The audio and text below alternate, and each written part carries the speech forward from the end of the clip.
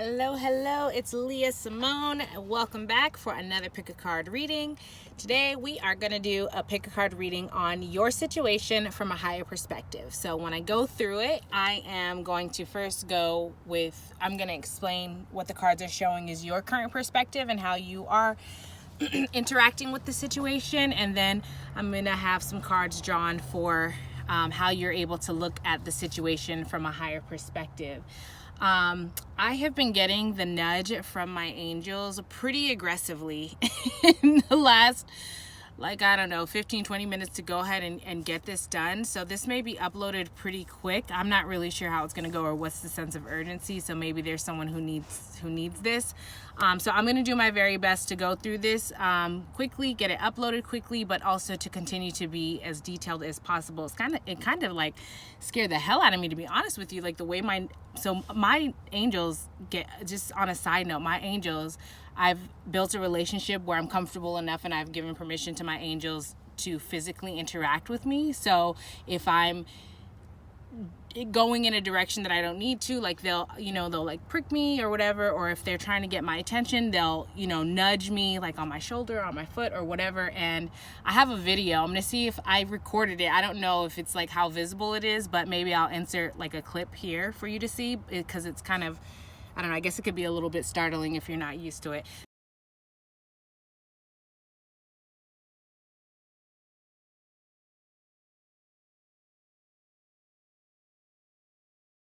That's a sidebar, and I don't know if that's important or not, but I just wanted to share that because I thought something was wrong. So I'm like, you got to be clear. What is it?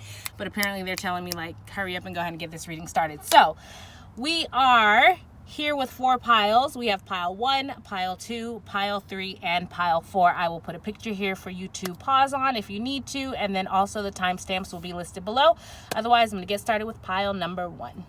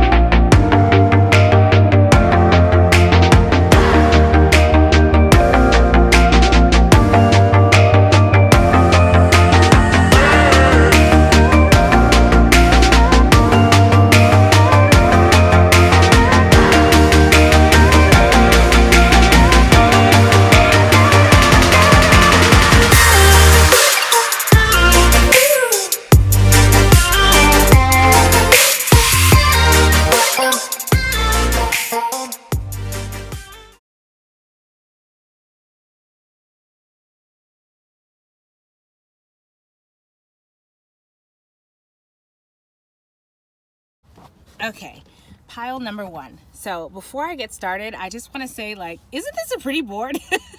Isn't this setup really pretty, or is it just me? I don't really know why I feel like I need to say this. I need to say this to you. Like, I don't know, is this kudos to me, or do you, like, if maybe you might appreciate this board? I'm not really sure, but I feel like this setup is like, I like it. It's calming, it's nice, it's organized, which actually may say something about your energy, and that might be something that you need, or maybe that's something that helps you to feel grounded, is like organization, or things being in a way that being categorized or arranged in a way that makes sense, that's like aesthetic but also efficient, effective, structure, routine, that type of thing might really ground you. Because when I was, even now, like, I'm kind of out of breath and I feel my heart's a little bit like poundy and racy, and when I was shuffling the cards, like, I felt like this pressure, this rush to hurry up and like get this out and figure this out, like, to understand. Oh my God, even like talking, it's like I felt this pressure to hurry up and get this out, get this message out to you, and communicate whatever it is that you, it's like urgent. It's like I feel your energy like pulling on mine, like, hurry up for the message. And I just want to say, like, take a deep breath. I understand that these messages can be helpful, and I appreciate that. That's certainly the intention. I also want to give you a quick reminder, though, that, like, I am not the end-all be-all. I am a channel, and I use my gifts to help as I can, but at the end of the day, your intuition and your connectivity to the divine is what matters, and that's where you're going to find whatever answer you're looking for. Spirit is going to communicate through me, and I'm going to read, and I'm going to share with you what I have here. It might be a good idea to consider your relationship with tarot, though. Are you using tarot to give you answers and make decisions in your life that you should be making based on your own intuition and your own connectivity to your own gifts? We all have access to them. We all have access to our gifts. So what I do, you have the ability to do as well. And the way that you might do it, though, could be different and beneficial to other people outside of my core audience, because there's a certain way that I present my messages that's attracting who it attracts. And when you learn these gifts, if that's something that you're interested in, then you will have the ability to attract either the same type of people or different. It just depends on your own energy and how you deliver these messages. So that's a side thing that's coming through, which again is just to reiterate that you have the ability to tap in the way that I am to receive this as well. So maybe there's a suggestion here to not become so heavily dependent and reliant on tarot messages, and to use it, just use it with discernment. Also, so when I was tapping into your energy, when I was getting these cards, I was very confused. Even like, it was just like, how can I describe it? It's kind of like there was so much coming at me at one time. Honestly, I got like kind of overwhelmed a little bit. I was kind of confused. It felt like my energy was being pulled in so many directions. It's like high demand. Like I need. So maybe that's what you're feeling. Maybe there's a lot of people pulling on your energy, but it's like causing chaos. Chaos is the word. It's like causing chaotic energy and confusion, because it's like I'm being pulled in this direction, and then I'm like giving it, and then this direction, and then suddenly you forget, like, who did I finish this with that person, and was I supposed to, where am I in? Like, that was the energy when I was shuffling these cards. So much so that, like, typically I have a structure, I have a process when I'm shuffling these, but even like shuffling them, I was like so distracted by the energy that I was in, that this kind of reminded me of another pile, but I was so distracted by the energy that I'm in that even like like as I was cutting the deck or shuffling, like I was kind of like, oh wait, this isn't, I had to like, you know what I mean? And that's maybe what you need, is like for a minute to just, it just feels like there's like a decision that needs to be made, or decisions that need to be made, or maybe you're responsible for making several decisions. Sorry if this is a little too much. I don't know. But anyways, so I don't know if there's a decision or decisions. Like, I feel like there's like a decision, there's something where it's like, it just feels very like urgent. It felt very urgent. That's what it is. Like you need this information in order to like make this move, and you have to do it by, like, it's rushed. It's like, it feels like there's a timeline, like a deadline, like you have to do it by a certain time.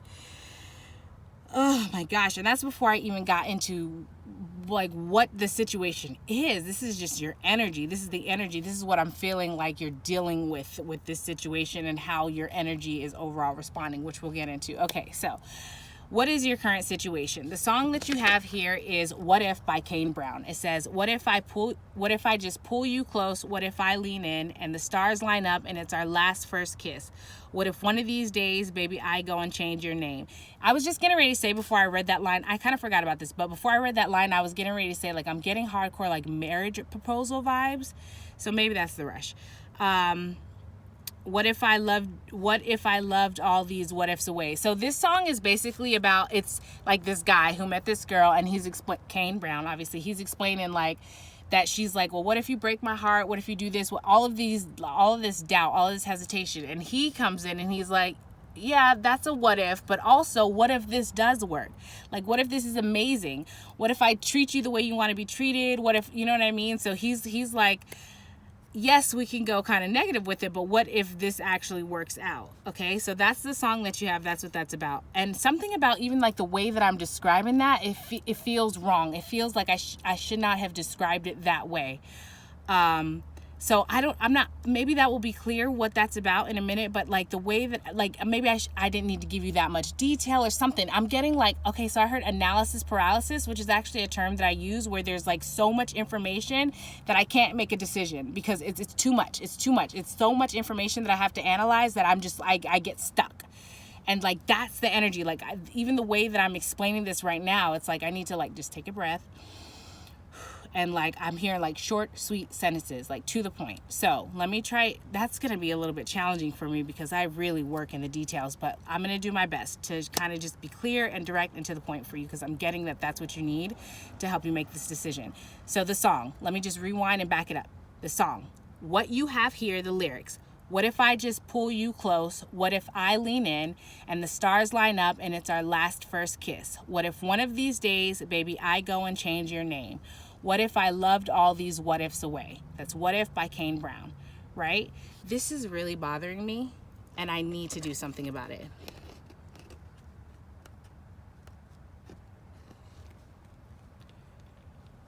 Thank you for your patience.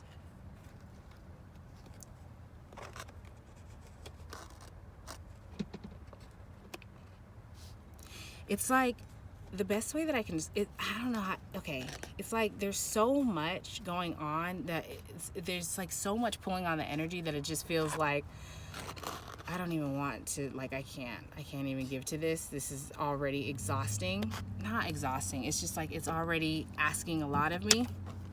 It's already pulling on my energy a lot. This may be how you feel.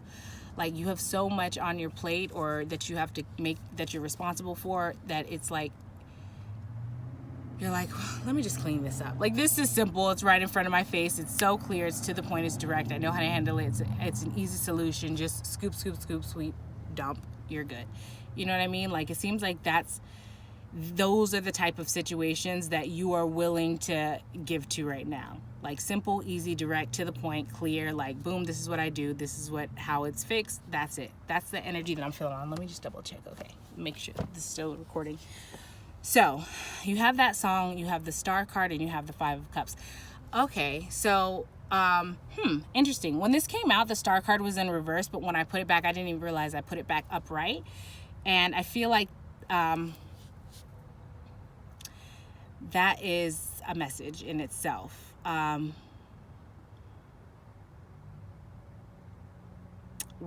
Okay, so let me take my time.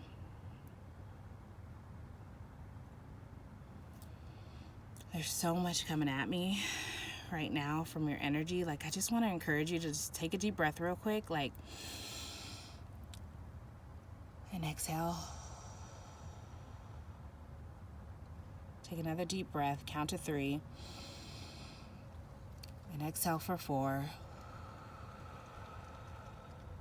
So breathing might be a thing that you do to calm yourself, and if not, it's heavily suggested because this energy is so ungrounded. It is so chaotic, and there may be a need for grounding. It's wild because as I was setting up to do this and I started tapping into the energy, it happens naturally before I even call it in. And I started to talk about like how the angels was being nudged, and I felt like I wanted to just step away from this, take my socks and shoes off and go walk outside in the grass.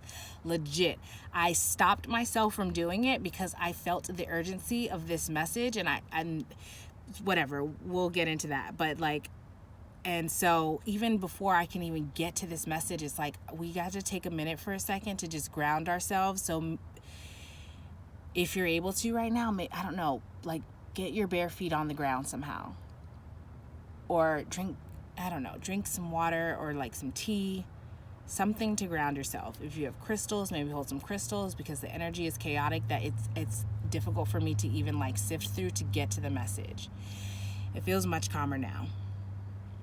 So if you took those deep breaths and that helped, thank you. I appreciate that because that also helps me. So let's get into the message. You have the star card here and the 5 of cups. it feels like, so with this song, it feels like it was like stuck energy, like this stuck healing energy, like kind of processing. It feels like there was a loss, and there's this urgency to get it back before this loss is a permanent loss. And this may have something to do with a relationship of sorts. So take that however that makes sense to you, but it's some kind of relationship, some type of relationship dynamic. I'm getting, though, like more romantic just because of the song. But again, take this as this applies.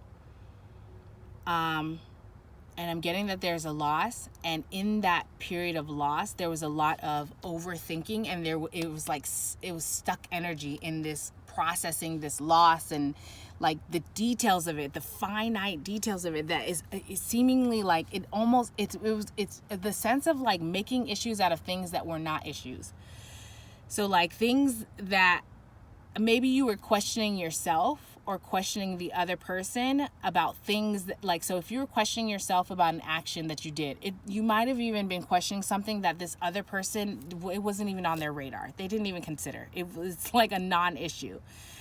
It's like this feeling of being stuck in this healing for so long that like now it's creating issues, because now it's like you're looking for additional issues that weren't there.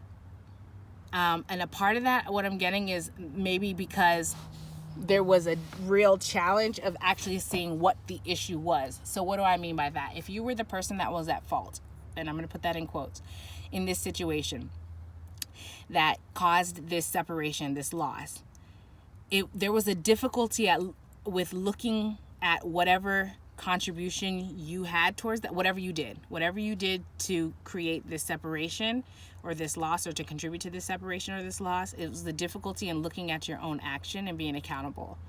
And so how can I explain this? So it's like in this attempt to not look at yourself in this situation, and it could have been that. It could have just been like, let me look and be accountable in this situation. We're going to heal this and move forward, and I can grow and learn in a less abrasive environment. That's what I'm getting was the intention of this relationship for both parties involved.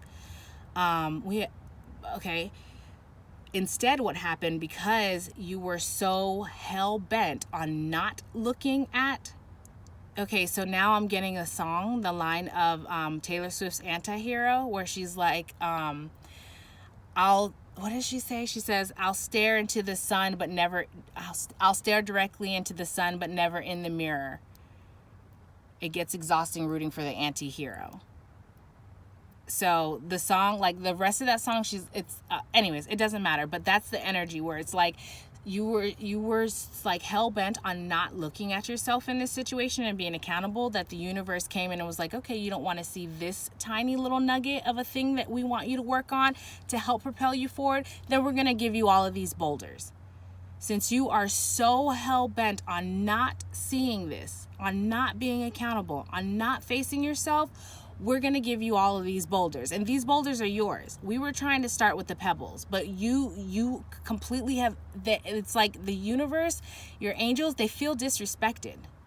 They feel disrespected because I'm just getting that you had ample opportunity and there was awareness there. You knew that you were supposed to be being accountable and looking at yourself and acknowledging a situation, but you refused. Knowingly, like I'm getting like you knew your angels were, you knew the universe was working, you knew that that's what this, maybe not right away, but in this healing, you realize that. And instead of you saying like, oh, okay, this is what this is, let me move forward and be accountable, you're like, nope, I'm not going to be accountable. And so you ended up being stuck in this like healing in this space of having to look at yourself so that you can heal. But the work, what I'm getting is like what could have been easy and simple, and like the start, it's like what would have been like a planted seed where it goes through the process where you put the seed in, you plant it. I like to use this analogy a lot with like seeds, and growing and stuff like that, because I mean, that's essentially whatever, it doesn't matter. I like that metaphor. But like, this situation could have been a seed that was planted, meaning like this could have been a small self habit or whatever. This could have been like the first step into, if you're just learning how to swim, this is the visual that I'm getting, that Spirit is giving me. If you're just learning how to swim, you know how some pools have I don't even know how to describe it, but the pools have, it's not like, there's not a feet. It kind of like, you can walk into it like you were at the beach or something. So it's like, it slowly gets deeper, deeper, deeper, and you just kind of walk in. It's kind of like in the kiddie area. Like, it could have been that. You could have just been like walking in as if you were walking on the beach there, and instead of it just being like, we're going to drop you right into the 5 feet. It could have been like that, but you refused, intentionally refused, even after being asked nicely. And it like, Spirit feels very disrespected by that. And so, because it was intentional, and because that was your response, they picked you up and threw you in the 10 feet. And that's the boulder. So when I was explaining how it was like you were making issues out of things that weren't issues, now you were faced to really look at yourself, not just in this relationship, which it could have been there. It could have been there. You could have just looked at this little nugget and made this change, it's like, now what I'm seeing is like when a rock is thrown in a pond and the rock is thrown there, but then you see the ripples and it goes out. It could have been that. You could have addressed this tiny little thing, and that would have rippled out effortlessly through the rest of your life to create changes that would have been beneficial to you. But because you did not do that, because you clearly said no, they had to throw you into the 10 foot, and you got stuck looking at the whole of yourself. And now do you understand what I'm explaining? So now you were kind of creating issues, because now you're not just looking at this particular relationship, but you're looking at all of, like, any type of relationship, no matter what the dynamic, and seeing like how you might have been a shitty person is what I heard. So that might be like how you talk to yourself. I'm just getting that this healing that was this situation that was supposed to be healing, because of the way that you handled it, it ended up being a little more, it's still going to be healing. It was like you have the easy route or the hard path. You know how people are like, you can do this the easy way or the hard way. You pick the hard way. So this is still going to be healing, but you pick the hard way.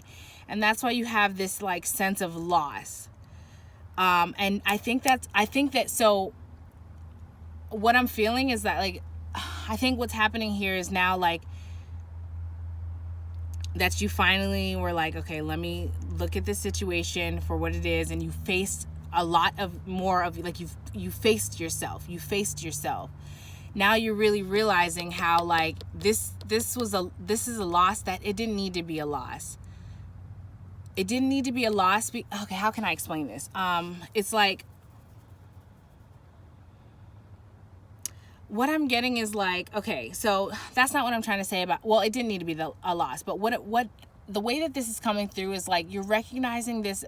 Okay, how can I say this? It's like, you're seeing how this was an opportunity, where before you didn't look at it as such. You looked at, I don't know, okay, you didn't look at it for what it's like, you weren't seeing it for what it's like you couldn't see it for what it was, because you were so hell-bent on not looking at yourself. And the situation, the way that it presented originally with this person, it was a heavy mirror.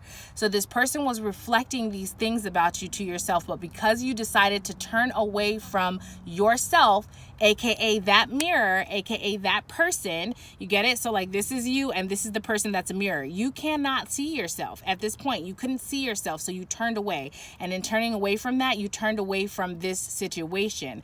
But now that you went through whatever you went through and you faced yourself, you can see now, like, this was not a thing to walk away from. This person, this relationship, this situation was not a thing to walk away from. Like, this was meant to give, to be fulfilling. This was 3 cups, you know what I'm saying? And now you're realizing that it's like, gosh, now it feels like these 2 cups, like what I do have, it just doesn't amount to what this was. And now you're able to look at it from this perspective, like, well, what if I do it's okay. So this is this like urgent energy. It's like, well, what if I do these things? Like, it's almost like, how can I make it up to you? How can I get this back energy? It's like, well, what if I do this? What if I, like, you need this thing? What if I give you this thing? Oh, like, you want hugs and cuddles? What if I like cuddle with you every night and I sleep over every night, or whatever it is? It's just like, what can I do? Oh, it's making me a little bit emotional. I think that you might feel like you don't want to lose this. It feels like you want to like give into this. Okay, so let's move down a little bit, because okay, what we have here is your demeanor towards the situation. So that's the situation. Okay, your demeanor towards the situation, though, you have the 4 of Wands in reverse and disconnected from reality.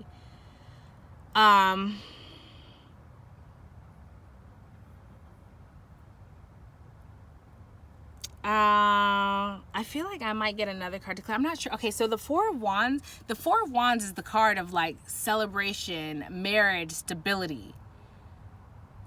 I feel like there's like this element of doubt. I think you're disconnected from reality, because I think that what I'm feeling, let me just get another card to like clarify, but what I'm feeling is like, I totally lost it. Oh, there's this like acknowledgement that there's this like realization that you realize maybe like where you really kind of messed up. And so it feels like, so the way that you are in, like, your demeanor towards this is like it's kind of cold. It's cold and detached. It's like it's very much like, don't show your hand. It's not even don't show your hand. How do I describe this? It's like, it's not even fake it till you make it. What is the phrase for this? All right, let me just try to describe a scenario, because I don't know if there's a phrase that will really like picture it, but like, imagine you are in a situation, you're like, let's say you're a man and you're with the homies. You know how guys, they like to like rag on each other and, make jokes, whatever. And like, somebody makes a joke that like kind of really stings, but you don't want to come off. You don't want to give ammo for that person to keep going. If you like show like, oh man, that hurts my feelings, and then they'll take it up a notch with like coming at you. You know what I'm saying? This happens in a lot of like, if this is my personal opinion, no, I'm gonna keep that to myself. But anyways, so you know how you have to just be like, yeah, you're funny, and just like brush it off and keep it going. Like, that's your demeanor towards the situation. Is like, you're not being vulnerable or truthful about. It's like,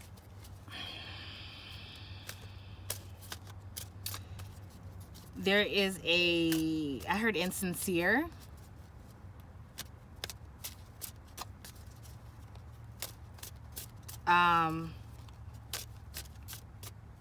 It's like a lack of interaction is what I'm getting. It's like you don't want it. It's almost like a fear. I don't know if this is a fear, or like if you need to have if you feel like you need to have all the information or everything, because you also have trust issues here. It's like a push-pull energy. It's like this feels like a head versus heart situation. Because as far as like your feelings, you have Page of Cups, which is like the love offer, but then you also have trust issues. So it's like I don't it feels like you don't trust yourself. To handle this is what I heard. Like, you don't trust yourself to handle this situation. So it's like in your head, you're like saying like, be detached, be cold, don't engage, don't save face. That's what I heard. but in your heart you're like, you want, like, you have, it's wild because you have the Four of Wands, which is the celebratory, like, marriage card. You have the Page of Cups, which is like that puppy love, juvenile, innocent, like fresh new love. You have the Sun card, which is like the happiest card in the deck. The Sun card talks about like our self-esteem and things like that. This is also the Father card. And then you have the Six of Wands, the Six of Cups, which is all about like moving out of rocky, like turbulent waters into calmer water, like more steady water. You have all of these cards that mean good things, but then you have like, these are both reversed, but it's paired with strong faith. You have like this offer of love, but then it's contradicted by the trust issues. You know what I'm saying? You have like, so it's like this head versus heart, like push and pull. And I think that you're coming to this reading like looking for an answer, like looking for what to do, and you know what to do. You know what to do. I feel it, like, I felt my heart drop when I said that. Like, it's like you question yourself, you doubt yourself, but your angels are saying you already know what to do. You already know okay, so that makes sense. That's why that message came in the beginning about, like, that's why I needed to say that to you about, like, like, check your relationship with tarot, because ultimately the decisions that you make in your life, the tarot is not meant to tell you turn left or turn right. It's to give you information.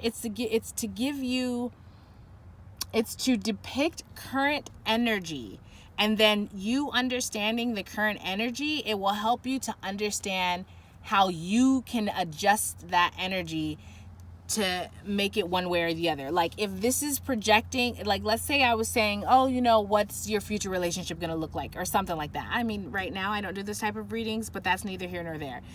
If I were to do that type of reading, it's kind of like a future-based reading. It's based on current energy that says, like, yes, this person loves you. You love this person. Right now, based on this energy, this will be a successful union. But if you are like, I don't want to be in union with that, then you can change that energy. And it doesn't even have to be as like sinister as that sounds. You can change that energy as simply as saying, like, hey, I want to clearly communicate that I appreciate you as a friend. And at this point, I'm not interested in it being anything more than a friendship. Do you know what I'm saying? Like, that will then change the direction of that outcome. That's what tarot is. That's what energy is. That's what magic is. That's what intention work is.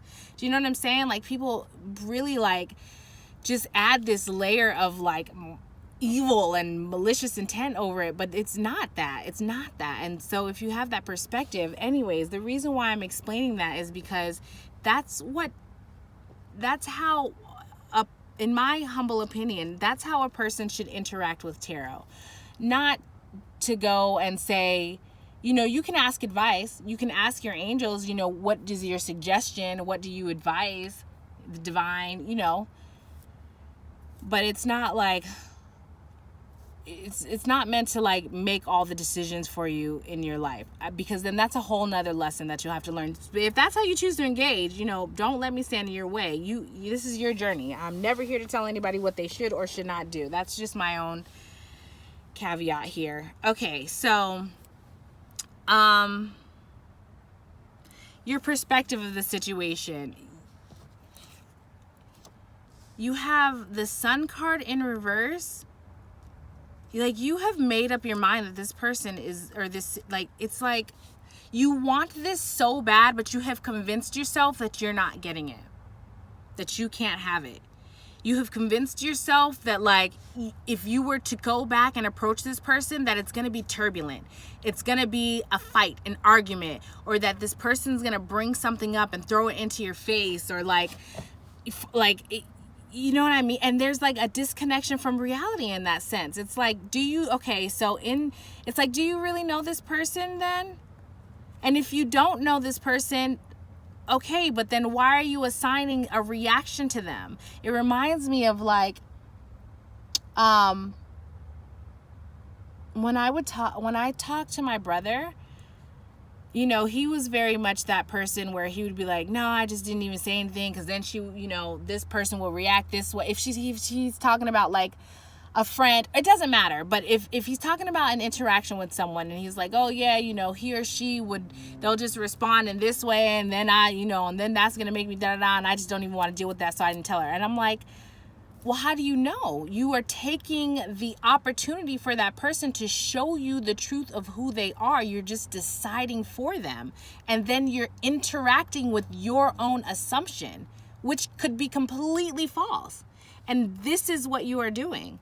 It's like in this situation, your heart, you feel this, you want this, you know this. In your heart, it's certain, but in your mind, you have convinced yourself it's a no-go. You have convinced yourself how this person will respond, and then decided to move forward or not move forward according to that, no matter what your heart feels. Like, that's where you are. That's your perception. That's how you're like interacting. Okay, so what do you misunderstand about this situation? You have the 8 of Swords in reverse and the Mother of Wands in reverse. It's basically like what I was saying. The way that you are perceiving this person is that they are like a bitch, and that they're gonna like lash out at you. And this may come from I heard okay, I don't know if this makes sense, but I heard projected interactions. Oh, okay. So I see. It's like okay. So it's like the type of interactions that you may be used to having in the past, like you're projecting that type of interaction onto this person. And Spirit's like, you haven't even given this person an opportunity. You don't, that's a part of yourself that you were running away from. By this mirror, by this person that's a mirror. That's a part of yourself that you were running away from. Let me be clear what I'm talking about in that example. The part of yourself that you're running away from is recognizing how you project your own assumptions of who people are onto them, and you expect them to react a certain way, and then you interact with how you expect them to react. So if you're talking to someone, it's like talking to Mother Teresa and expecting her to pull out boxing gloves and want to throw down. So instead of you saying like, hi, Mother Teresa, how are you? And interacting with that one, you're like, yo, so what the fuck is up? You trying to fight or what? And it's like, yo, that's Mother Teresa. You know what I'm saying? That's what you're doing to this person. Like, you're assuming that they have this like hostility and animosity is what I heard, and like anxiety and all of this aggressive attention is what I was about to say, was what was coming out, but that's not what I was trying to say at all. This aggressive tension or aggressive stance or demeanor towards you, like you have made up your mind that that's what that person is going to be. And then I'm also getting that you think that this person has like this person is showing up with swords and wands. So this is very like mental, strategic energy, and also very passionate and fiery. So it's like, which connects to the trust issues. It's like you think that this person is going to try to use this Mother of Wands energy, which is really nurturing, loving, it's sincere, it's care, it's the caretaker. Like the snake is, it's like holding her babies, her eggs, she's protecting it. You know what I mean? Like that's the mother's, and you're thinking that this person is like strategic and they're going to use that energy towards you. But when you like let your guard down and you decide to be vulnerable, you think they're going to like flip it over and like, haha, and be a bitch. Like, I caught you. But like, that's what you misunderstand about this situation. That's what Spirit is saying, is like, you're wrong. You're not, this is the part of you. This is the part of you. Okay. This is the part of you that you're running away from, that their Spirit's trying to get you to see.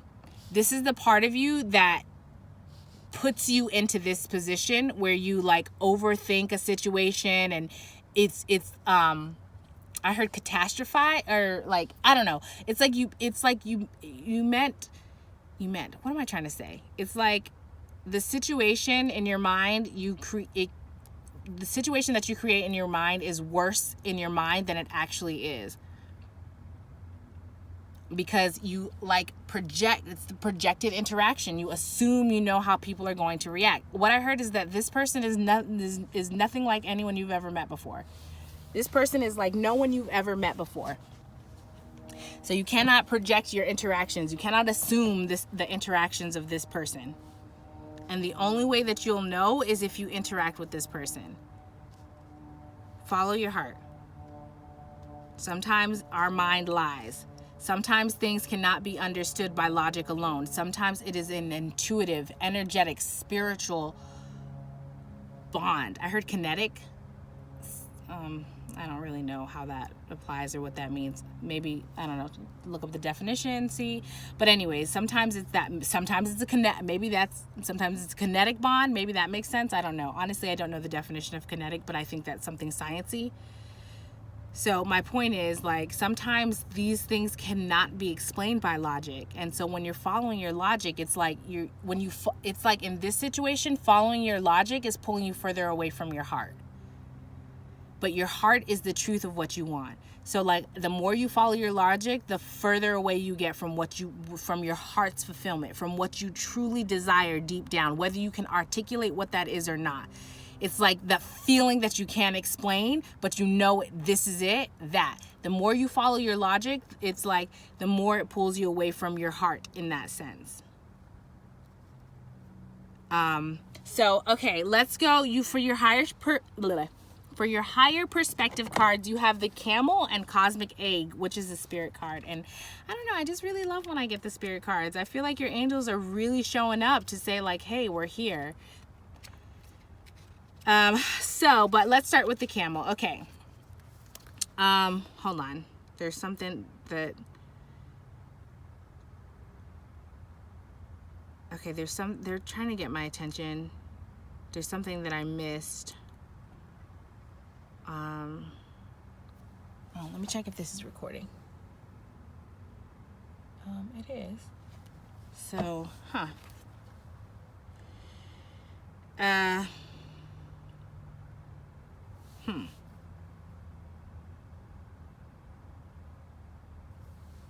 Okay, this is a spirit card. This one, oh, is that what that is? This one is, I don't know. This is an air card, by the way. Just, I don't know.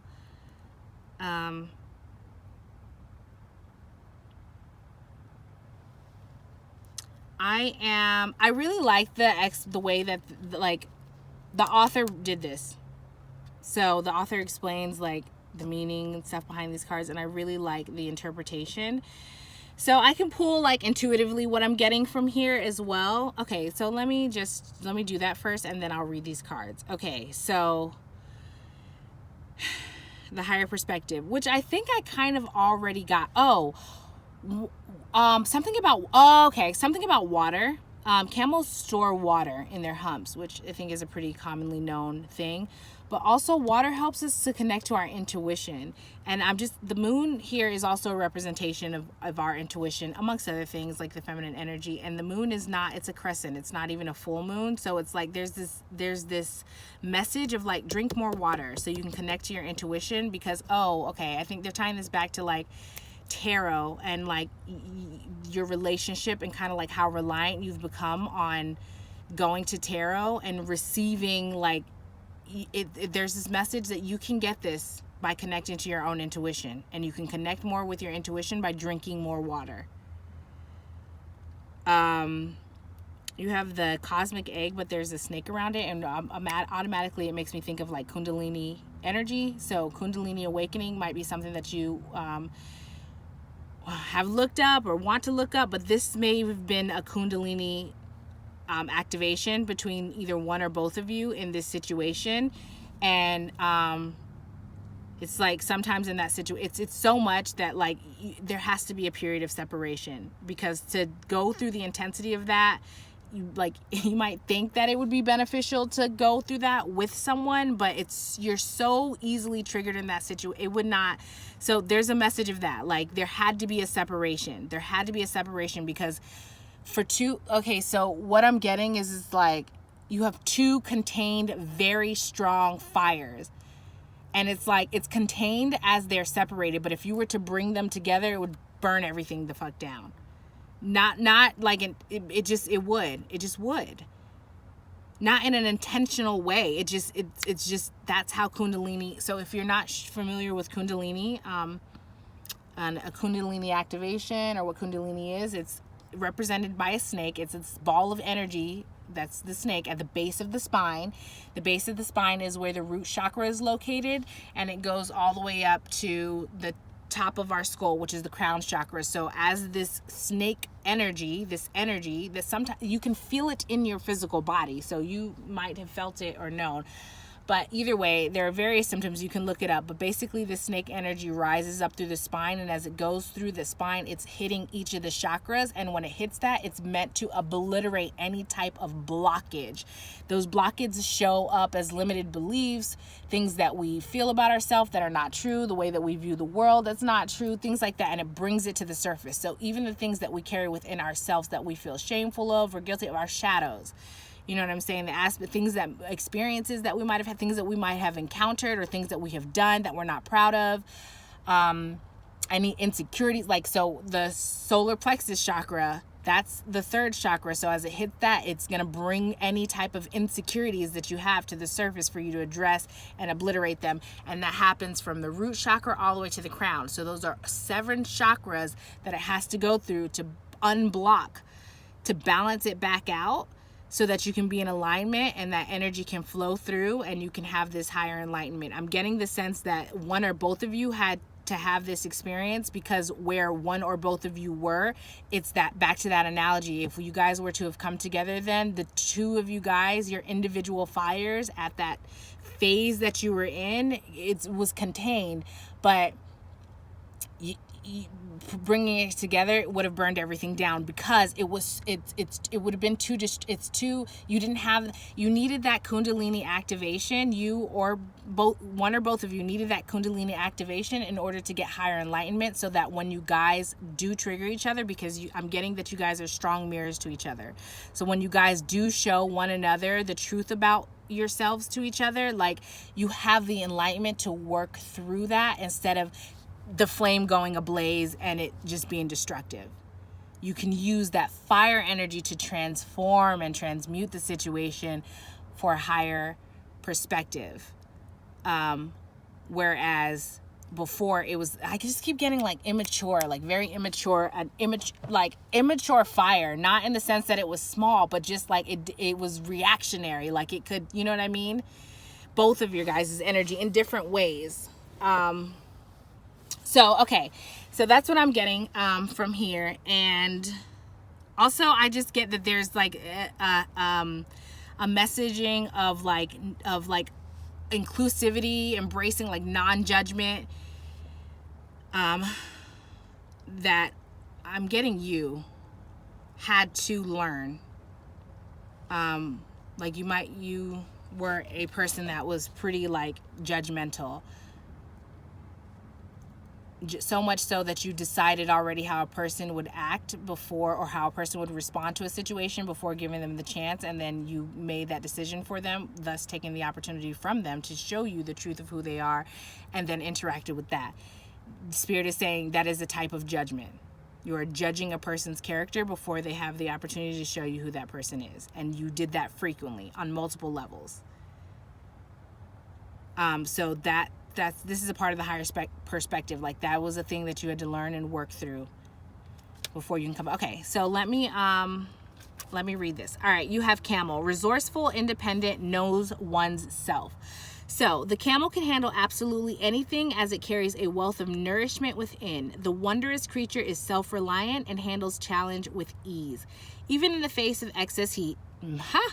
How about that fire analogy, huh? Yo, sometimes this intuitive gift really freaking gets me, and I love it. This is a really quick side note, because I feel like you're a person that I have never gotten that message with anyone else, and I'm just sensing that you are someone that might be interested in this, in your psychic abilities, or what your gifts are. And so, I don't know, it amazes me, and I think that you would feel that way too.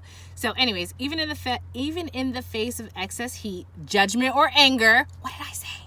The camel searches inside for the cool elixir of water to calm the situation. The camel represents water. Yes, intuition, connecting with that so you can have a higher perspective, so you know how to navigate it instead of navigating it from this fiery, like I was saying. But okay, the camel represents the ultimate form of bringing opposites into balance, fire and water, and being responsible for one's own reactions. Exactly.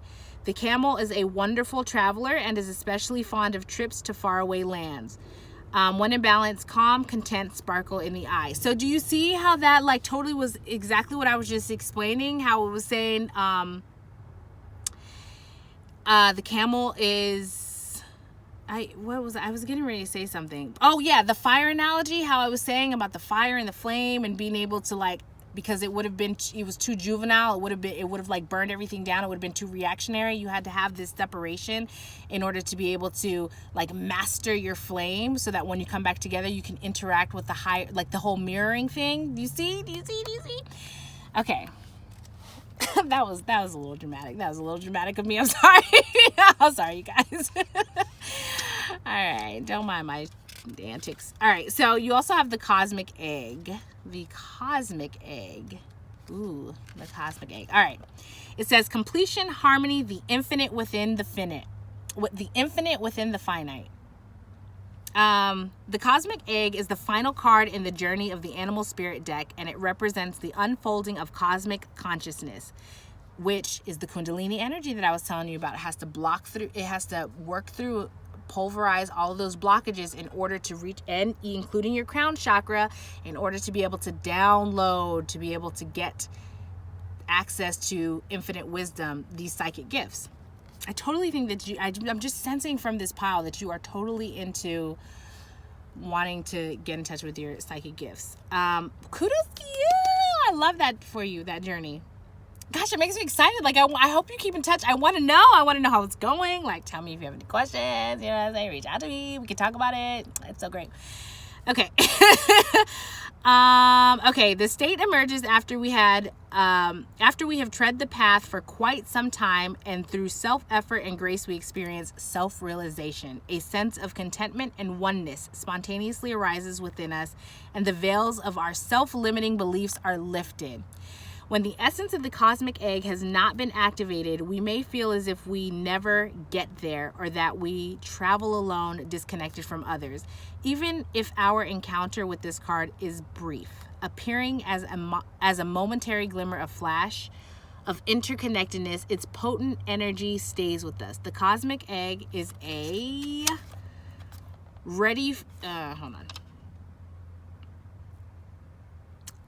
the cosmic egg is a remedy for the fragmentation of modern life.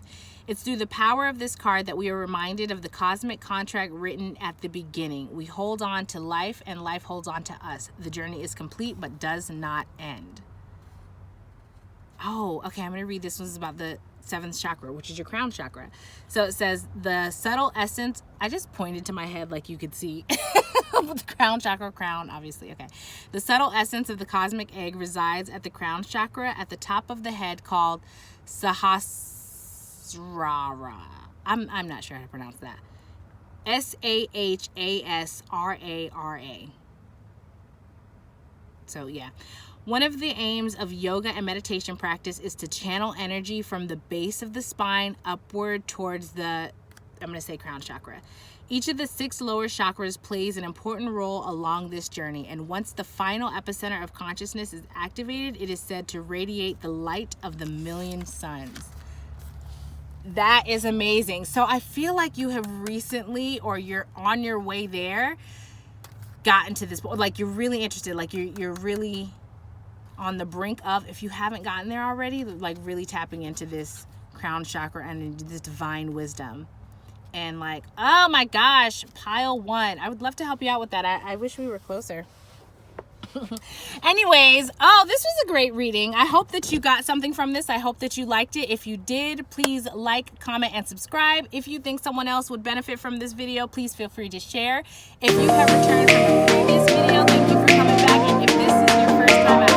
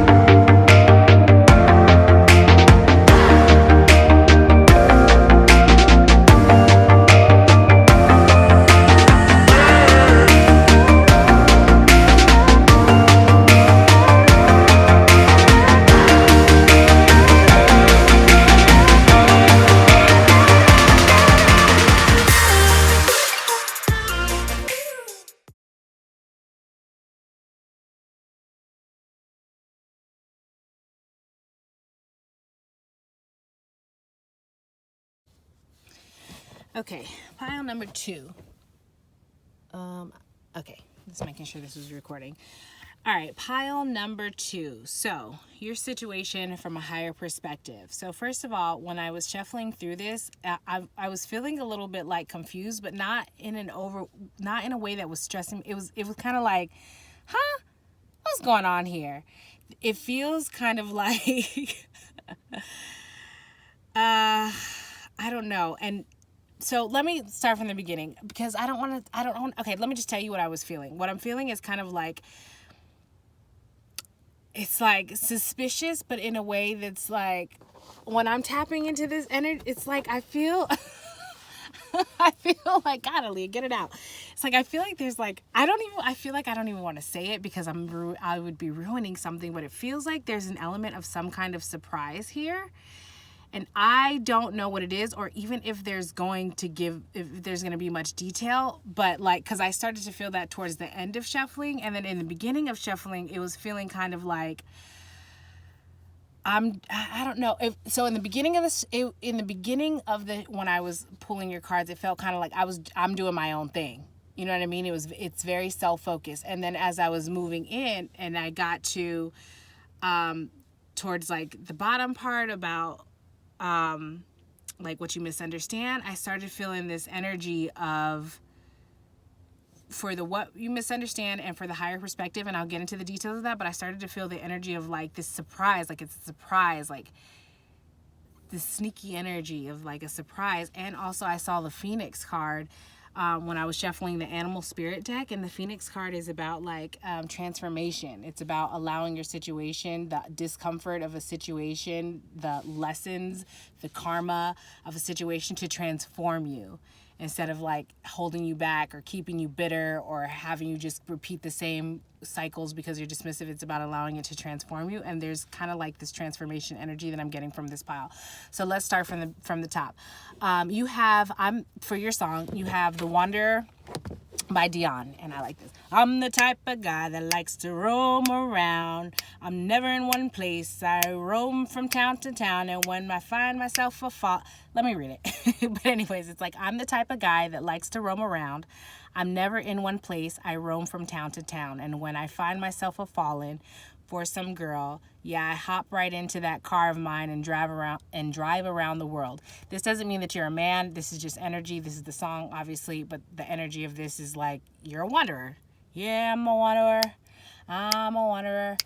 I run from town to town to town to town, or something like that. I roam around, yeah, I'm a wanderer. Like, and that was the energy that I was picking up on, of like, I'm doing me, like I'm doing me, like I'm self-sufficient, like I'm just whatever. Okay, so that's the card that you have. You have the Strength card in reverse, and then you have the Page of Swords, and both of these fell out. I wasn't going to take them at first, but like with the song, you also have the Eight of Wands, which talks about like quick movement. The Page of Swords is about like an offer of communication, some news coming in or something like that, but it's in reverse. So there's some sort of a blockage there, like something that needs to be said that's not. And from this, I just get the energy of like quick moving, like moving on from a situation, where you have to communicate, maybe even about like your feelings for someone, or I'm just getting, it's okay, I heard non-committal, like in a situation where it feels like there's a lot of commitment or something like that. It's like, this is the situation. It's like, you're like, it's like you're moving on, and like it's almost like you're not even gonna say that. I don't mean to laugh, this is not funny. I don't know why that made me feel like I need, but you're like, I'm not even gonna say any. I mean, honestly, part of this is because like I see a little bit of myself in this energy. This might be for me. Anyway, I don't like, anyways, I'm gonna keep going. This might be for me. I guess that's why it's funny. But it's kind of like, I don't even feel the need to say anything. Like I'm moving on. And so the part where it's like, when I find myself falling for some girl, it doesn't even have to be that. It could be the opposite is what I'm getting, where it's like, if it is like it's a no for whatever reason, you're like, nah, I'm out. You know what I mean? Like, I'm just not even, it's like, you see how I just did that subconsciously? It's almost like, I'm just going to cut it off. You know what I'm saying? Okay. And then you have the Strength card in reverse. Which from that, I'm just getting, so the Strength card is about like, it's the type of strength that commands power, not demands. It commands power. It's like when you're in your essence, when you're in yourself and you command the power. So when it's in reverse, there's a blockage of that. And I just get like, it's like you're trying to force, I heard force your will, which the Strength card is connected to like the sun, Leo, whatever, which is all about like our willpower and stuff like that. So I'm just getting where it's like okay, so it's like a situation where, okay, so this is the situation.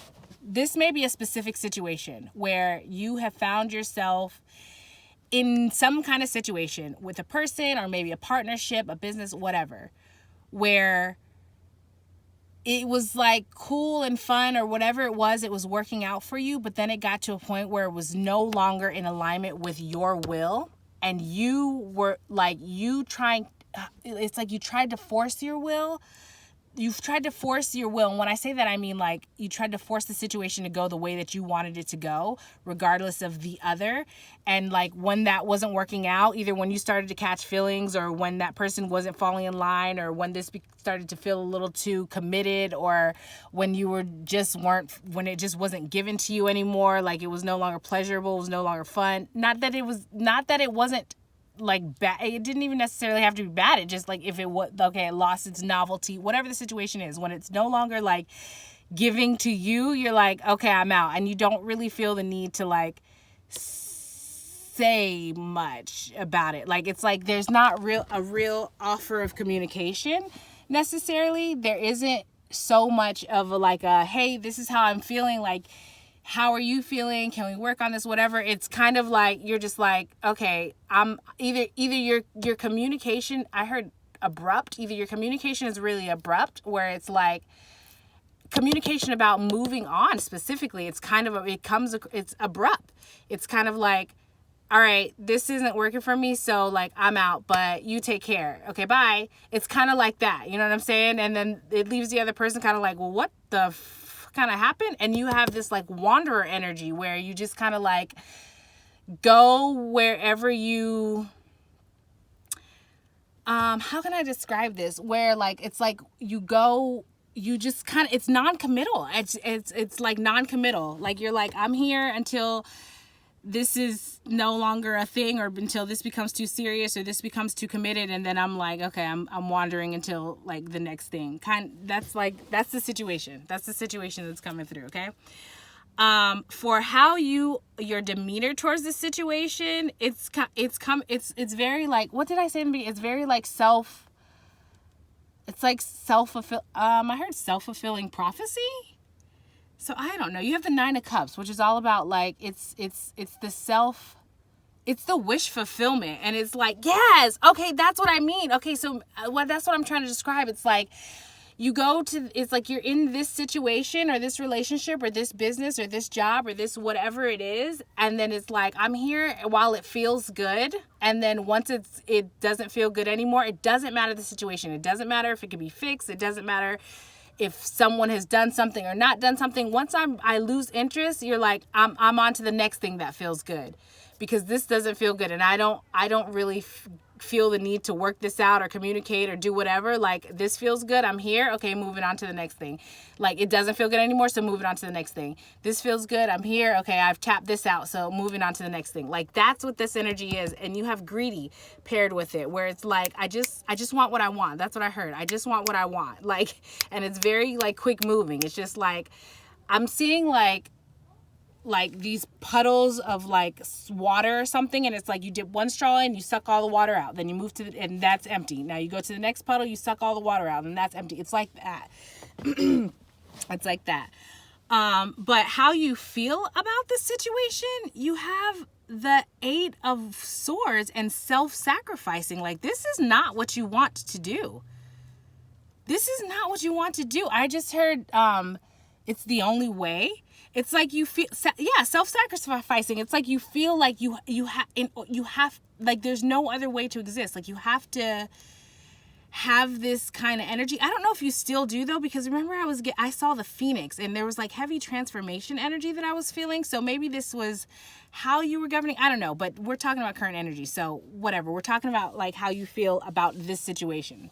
So take it how it applies. But it's like, it's self-sacrificing, where it's like, if it feels like this is how you, I meant to say earlier that I have a feeling that this video is going to get get interrupted, get cut short. So just FYI, I don't know, but it might. So just a heads up, I'll pick that up if I need to. But anyways, so for how you're feeling towards the situation, like you don't love it. It feels self-sacrificing. And how else do you explain that? It's like you're sacrificing yourself, your heart specifically. I keep being drawn to this, like what you truly want. For what reason? I don't know. Why are you? Why are you sacrificing? Like, it's like, why are you? Because this is not, it doesn't feel good to do this for you. Like, I think that you're realizing, like, this is not satisfying, because it feels like it's a lot of work. It's exhausting. Like having to run, like constantly, like go here to get fulfillment. It's like the fulfillment that you get is not enough to keep you in this state of like running. Does that make sense? It's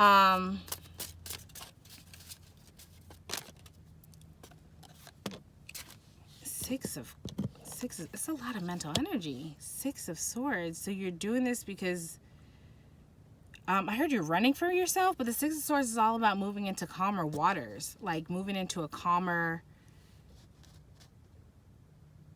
Oh, okay. I heard like this is how you feel you can keep the peace.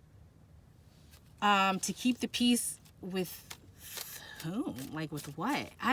Okay, that's kind of going off on this. I mean, the question is, what is your situation? Okay, so there's something. It's like this is how you feel like you can keep the peace, but like keep the peace. Oh, I just split the deck and you have the 5 of Cups in reverse. It's like there's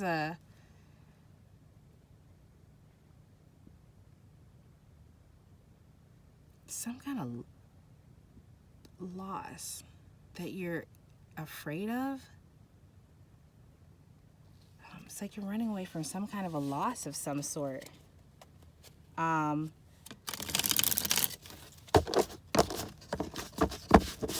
is the loss?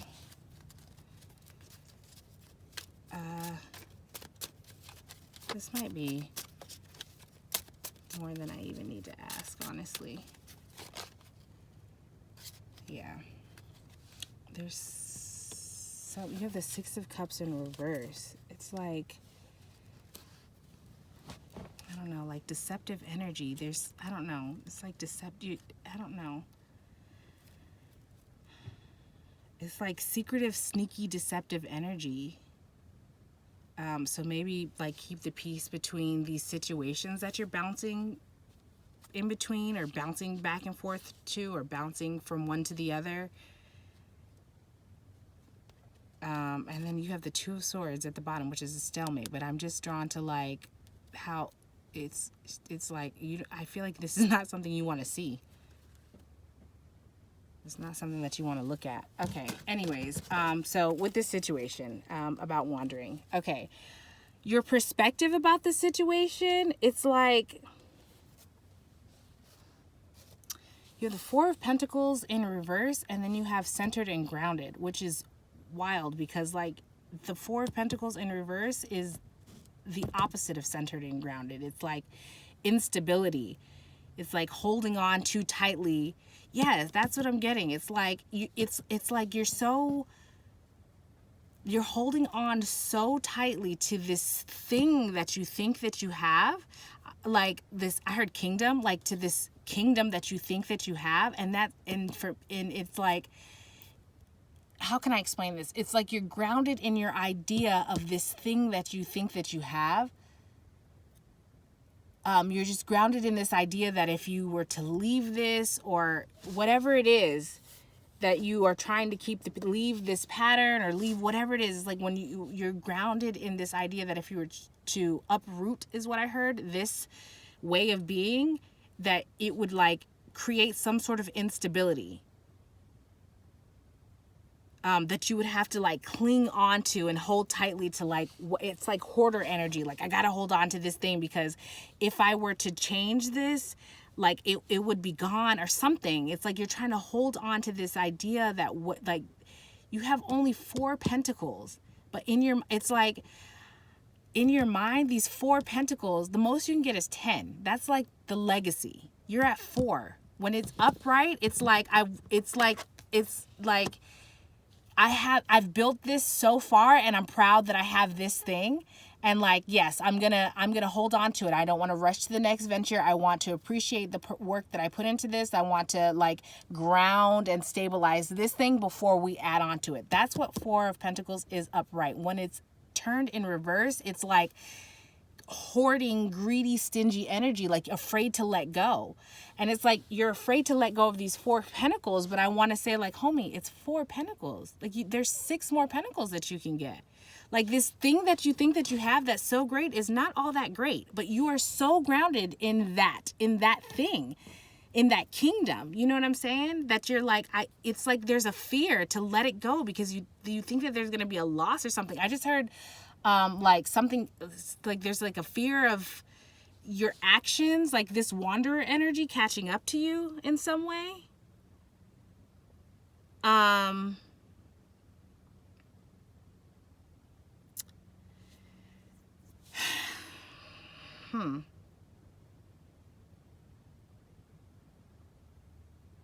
Which is interesting. I don't know.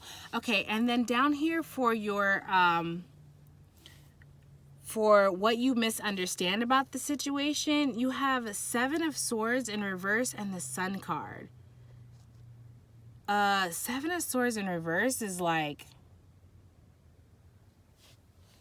super sneaky energy. It's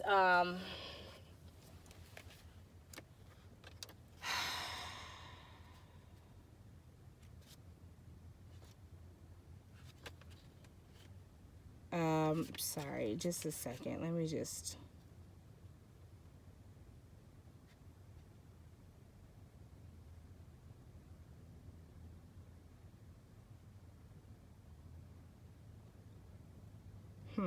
It's like you're 7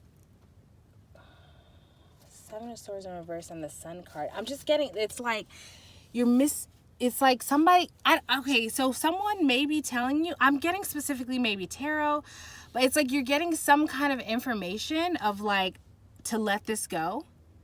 Like, it'll be fine to let this thing go, this kingdom go, that you'll be okay. Or whatever this thing is, like, let it go to get your plethora, to get to your 10 of Pentacles. And you're like, you don't trust it. You're like doubting it. You feel like it's like, I don't know. Okay, I knew it. It was gonna cut off. But so yeah, it's like that's what it's like. But what do you misunderstand? I don't know. Okay, I don't. What do you misunderstand? It's like, yeah. So that's it. It's like you misunderstand. It's something. It's like you're misunderstanding this like positive, chipper energy, like the energy of positivity, of optimism, of like the Sun card, this vibrant energy. Like, it's like this energy of like confidence is being misunderstood for like flashy, showboaty, show-offy. It's like deceptive. You're interpreting that as deceptive. I don't know what specifically this Sun energy is to you, what that represents. I don't know if that's like settling down, or if this is a person specifically, or if this is the happily, like the dream. That's what I heard. But it's like you misunderstanding that. You're misinterpreting that. Like you're looking at it as if it's deceptive. It's like you don't trust it. It's not that you don't trust it. How can I explain this? It's I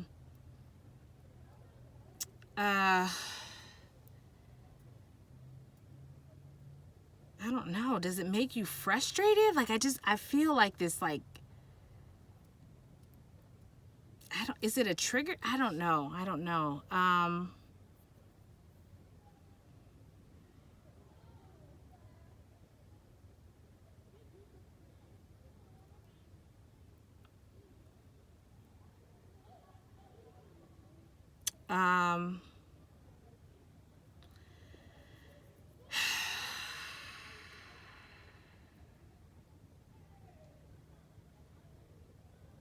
I don't know. I suddenly just I feel so like kind of stressed and like irritated.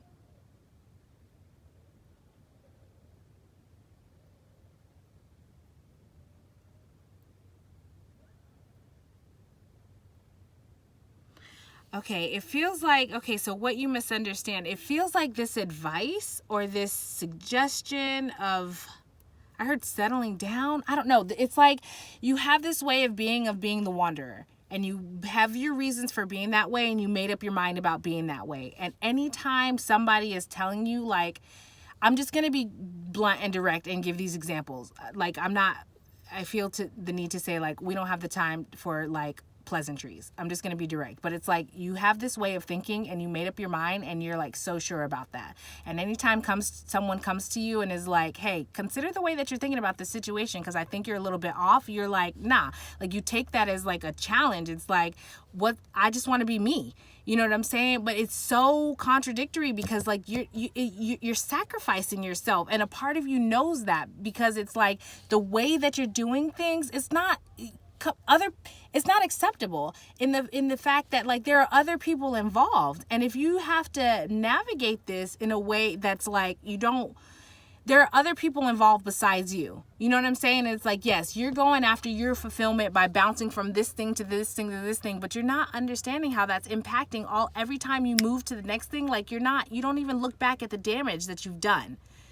You know what I'm saying? And so people are trying to tell you like, yo, you are leaving a path of destruction, and you're like, but it's not just that. It's not critical because it's like you're leaving a path of destruction, and there's a better way to get the true fulfillment, to get the 10 of cups. There's a 10. It's like people are saying there's a 10 of cups out there. Like, yes, you have this 9 of cups and you keep going after like this fulfillment, but there's the 10 of cups, which is the happily ever after that you can have. And you're just like, nah. It's like you don't trust that. Do you know what I'm saying? 1 second. Okay, pile 2. Welcome back. Sorry about that.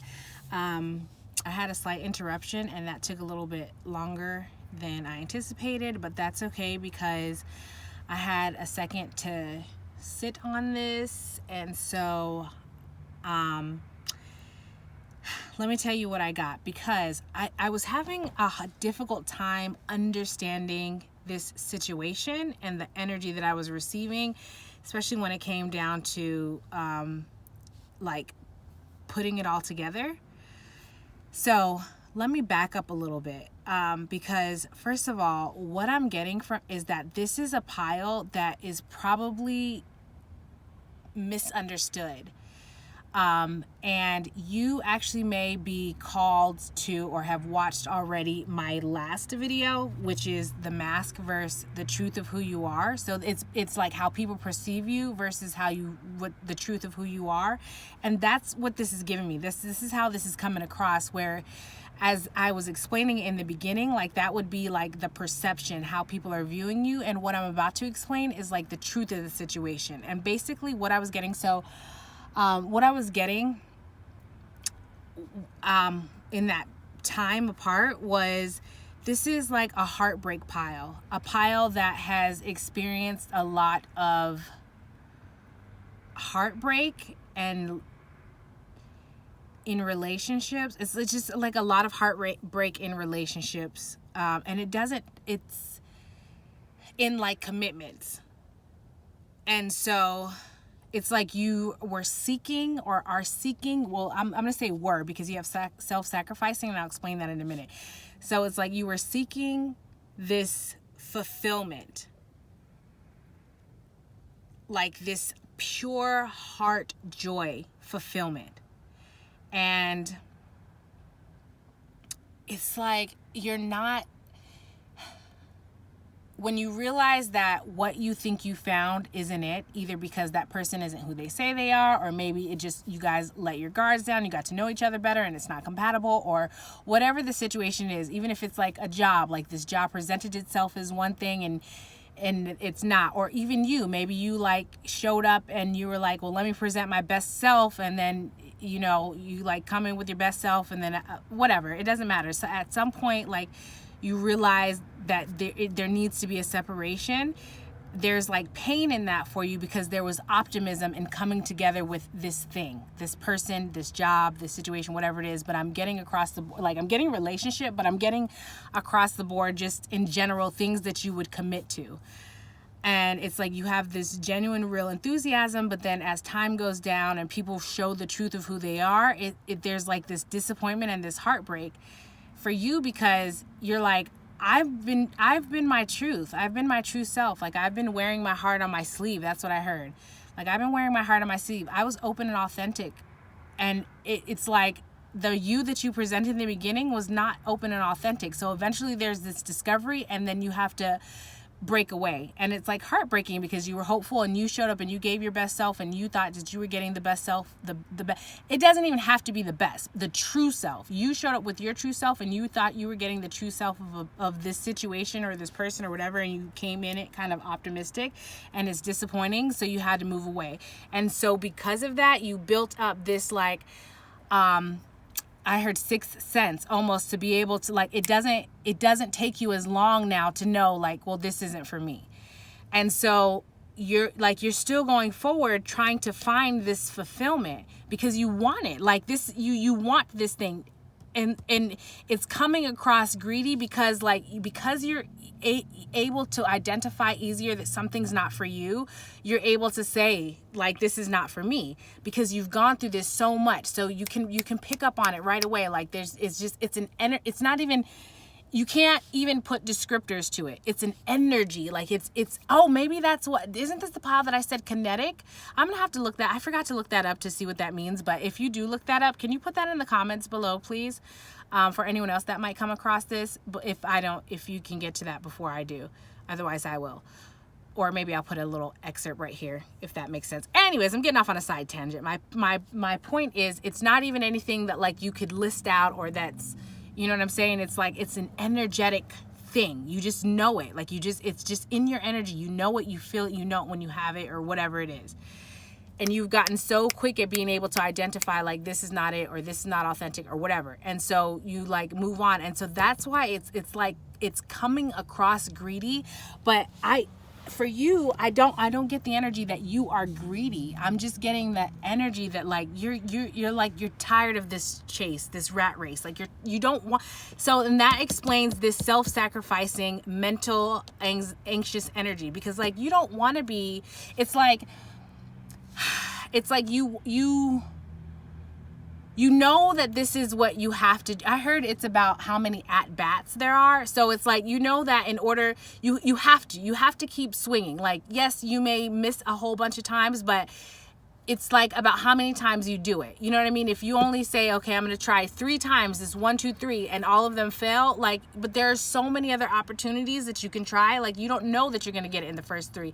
I don't know if that's making sense the way that I'm explaining it, but it's like, you know that you have to keep on going, because to give up only guarantees that you're not going to find it.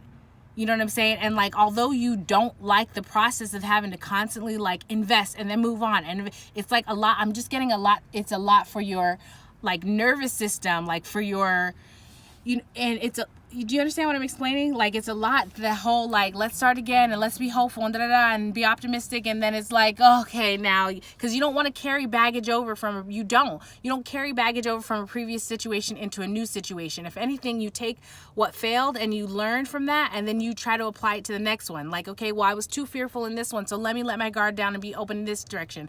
Or I was trying to control too much in this last one, so let me surrender and let this other person lead. Like, whatever it is that failed previously, you try, like, it's like you pack it in. I'm just seeing someone with, like, a bag, like, going down an aisle, and, like, it's like whatever fell from that relationship, you pick it up, you put it in your bag, you take it on, and it's like filling up this bag full of these things that you've learned, which is ultimately shaping you and maturing you. And so it's like you're appreciative in that way. And that's the, like, I'm going to keep going. I'm going to keep moving forward, because ultimately this is building me to be the person that I need to be to attract this fulfillment that I want. And you understand that. But also you feel like you have to sacrifice yourself in, like,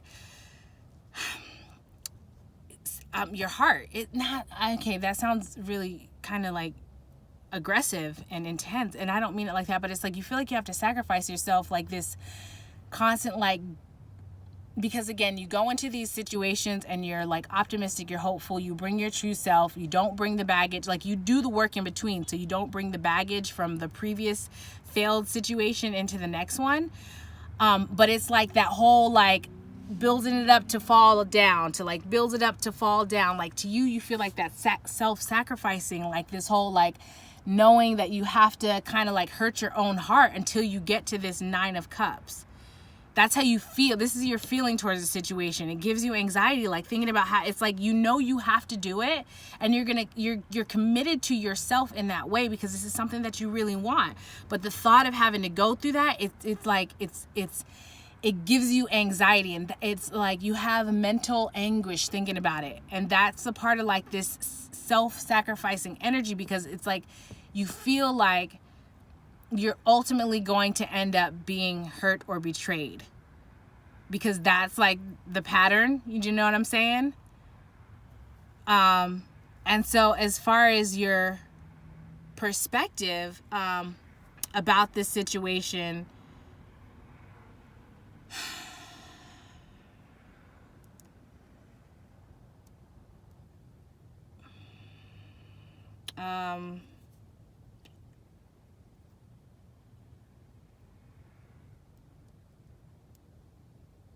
something about this root chakra is really standing out to me. I just keep hearing like stability.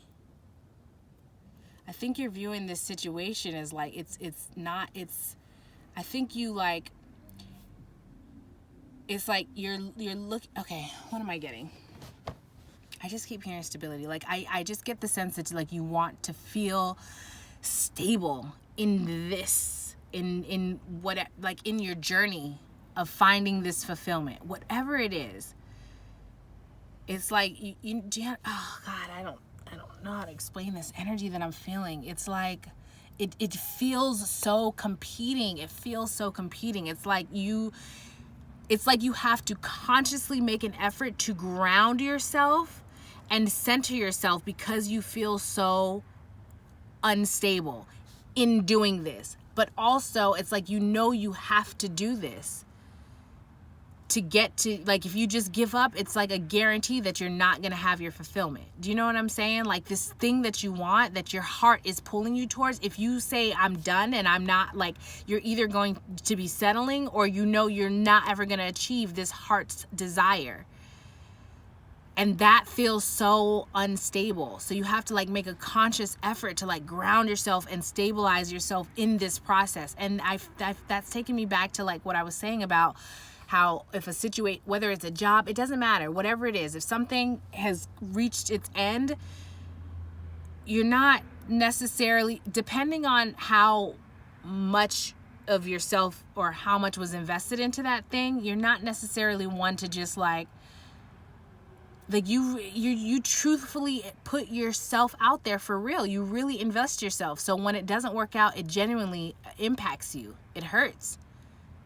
You genuinely think about it. It causes a lot of like mental overthinking, like anguish energy. So you have to like rebound from that, and you take your time. And so it's like, that's that, like, I need to recenter myself and reground myself, like in my, I don't know that I'm doing a good job. I hope, let me know, please, pile 2, of what I'm explaining to you, especially with this, like your perspective part, if that makes sense. Maybe you can articulate it a little bit better in the comment section, because I'm not sure that I am doing the best job of explaining. It's like this push and pull energy of like feeling unstable, but centering yourself in that instability, because you have to be in it.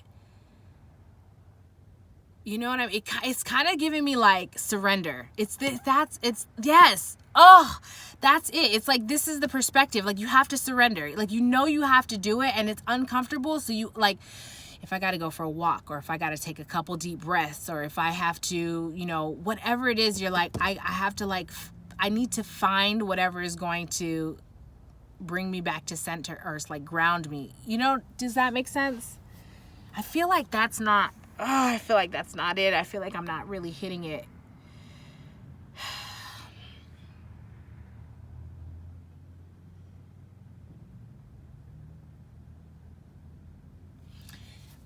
I think that it's like frustrating. It's like, it's a complete feeling of like overwhelm and overload, because even trying to explain your perspective, like tapping into this energy and trying to explain this perspective, it's like I was saying before with kinetic. It's like this is how it's almost like, oh, good God. Are you exhausted, pile 2? Like, this is, do you feel me? Like, do you feel what I'm feeling right now? Like, can you relate to this? How I'm like, it's almost like I don't have the words. It's not that I don't have it. It's like the words don't exist, or like I can't piece them together to paint the picture of what I'm seeing and what I'm feeling. And like, that's your perspective. It's like you can't quite put the puzzle pieces together. I don't know how to, okay, I'm not going to get hung up on that, because I'm starting to get a little bit like irritated and frustrated that I can't like, and that's what I feel like is a part of your perspective. It's like how you can't even find the comfort in that situation, because you can't even articulate it to someone to even see if anybody else can relate. You know what I mean? It's like when you try to explain it, it doesn't come out. So you're like, do I sound crazy? Like, is this even making sense? Can anybody relate to this? Does anybody feel like this? Am I even making sense? Like, I just keep hearing like, am I even making sense? That's how I feel. Like, am I even making sense? This is kind of like, nobody's going to believe this. I just have like, I just get the sense that this has been a long journey, and you're like, so, okay, all right. So what you misunderstand, I feel like, what do you misunderstand?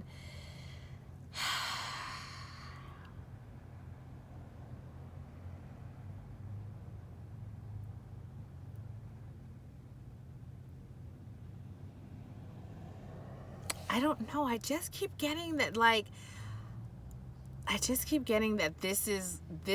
this is supposed to be like what you misunderstand about the situation. You, the person that I'm describing. But this feels like,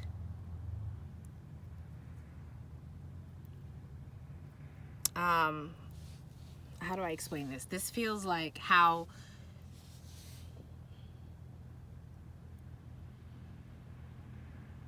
maybe like how your energy is misunderstood.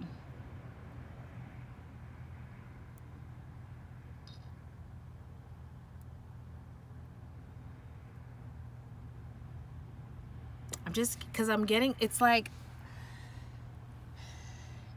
being perceived kind of as like sneaky, like really intentionally like sneaky, and it's coming across like you're trying, like it's coming across intentionally sneaky, like you're trying to pull the wool over, is what I heard. Pull the wool over someone's eyes.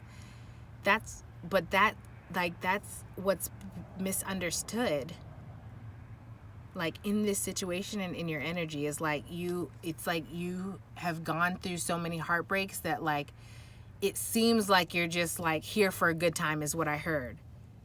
But you're like, it's like, it's almost like you don't, I don't want to say, is it that you don't trust?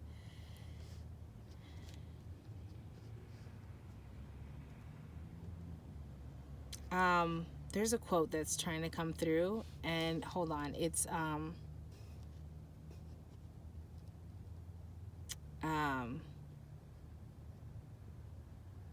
something, gosh, I'm just seeing the scene from the movie, and I do not remember what the movie is called, but it's like this little girl, and her dad is like a comic book artist or something, and she's hardcore.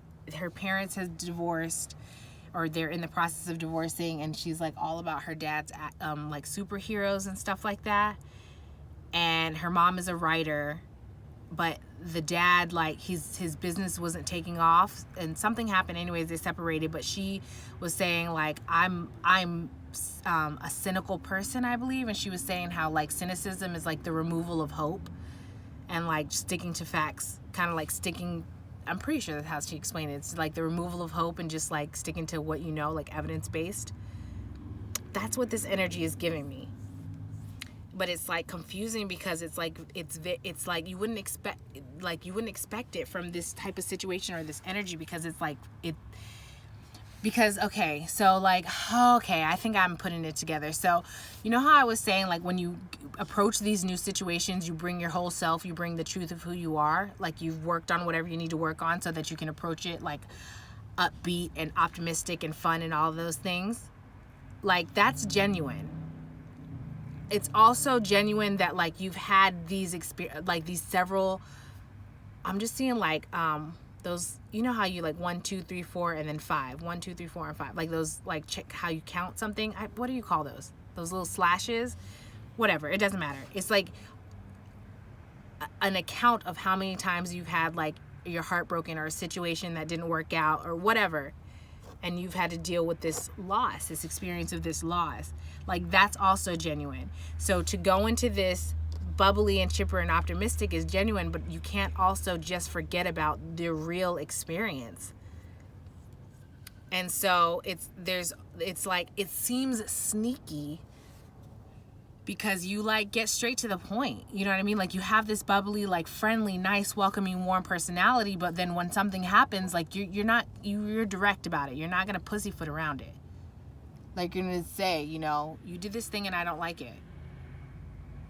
Or, you know, you made this choice and I'm not a fan of it. You can choose whether you want to continue or not, but that's going to let me know whether I need to peace out or whether we can keep on going. You want to keep doing it? All right, I'm going to peace out. And even sometimes, like, you won't even give that much, because it's like that whole, it doesn't matter. It's like you won't even okay, this is what I'm hearing, and this is that energy, though. It feels like what I'm about to say, this will probably be received as like intentionally sneaky, but it's like you have this energy of like, I'm just providing the rope. If you choose to hang yourself with it, like, that's on you. I'm not gonna. If you want to have the conversation and you come to me and you say, hey, I see you gave me this rope, you know what I'm saying? Like, what do you want to do something? And we have a conversation, cool. But I'm not going to like sway you one way or the other. I'm going to let you, okay, it's coming together. So because you have shown up so authentically in these situations over and over again, you're like, the best way that I can get somebody to show their authentic self is to not influence them, to not try to sway them one way or the other with information. You know what I'm saying? And it's not like you're not intentionally withholding. Like, if someone asks you, you'll be honest and you'll be upfront. But are you going to ask? You know what I'm saying? And if you don't ask and you don't understand how I operate, if you're not interested in that, I'm not going to just put it out there, because that is, it's almost like that gives you ammunition to, you know, to perpetuate this fake image. It's like, if I tell you that if I tell you, like, I want a person that makes this amount of money, and I want a person that makes these type of decisions, and I want a person that views this type of way towards it. If I lay this out for you like that, then you're going to mask yourself and present yourself to be this, because this is what you've learned. If you put it out there like, let me put out everything that I want, let me put out my menu, then someone can look at that and say, okay, well, I can pretend to be what's on this menu. And then it ultimately leads to this separation, because truth always comes out, and it's in the energy. So you're like, I don't feel the need. If you want to have that conversation and have an open, healthy back and forth dialogue, we absolutely can. I'm not going to run away from it, but I'm not going to volunteer that information. You know what I'm saying? I'm not going to volunteer Like, you get to that's your energy. It's like towards these situations, these people, it's like, I don't want to influence you one way or the other. You do whatever it is that you want to do. And I'm not even going to judge you for what you decide to do or not do.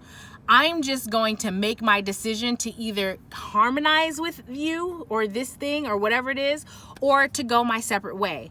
And whatever, so if that's the case, whatever happens from, hey, how you doing?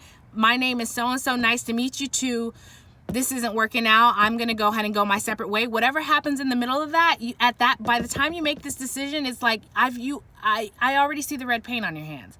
Like, you've already shown me who you are. There's nothing to discuss at this point, because anything else is just going to be you trying to justify. It's like you showed your character. You know what I mean? So now anything else is like trying to cover that up or try to present an image of this person that you're not. And I'm just not even here to engage in that. And that comes across like intentional, like greedy, like you're just like, I heard a homie hopper. Whatever that is. It comes across like that, like you're just like from one person to the other, but you're not. And the thing is, like, in these situations, like you don't even, like, it's so self-protected.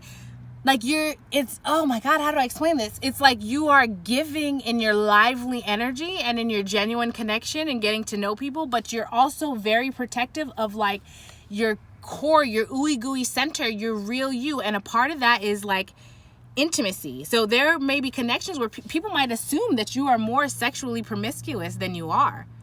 Like, you have sensual sexual energy.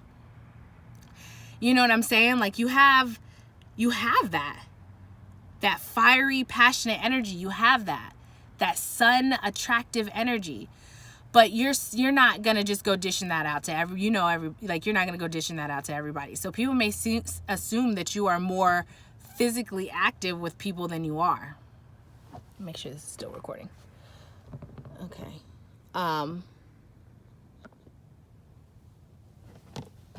So yeah, gosh, that took me a minute to explain. All right, the higher perspective. What is the higher perspective?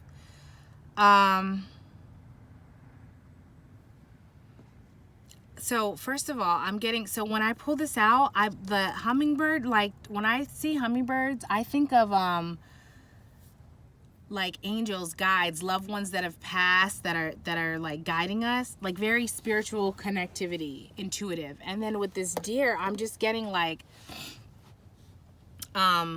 very innocent energy.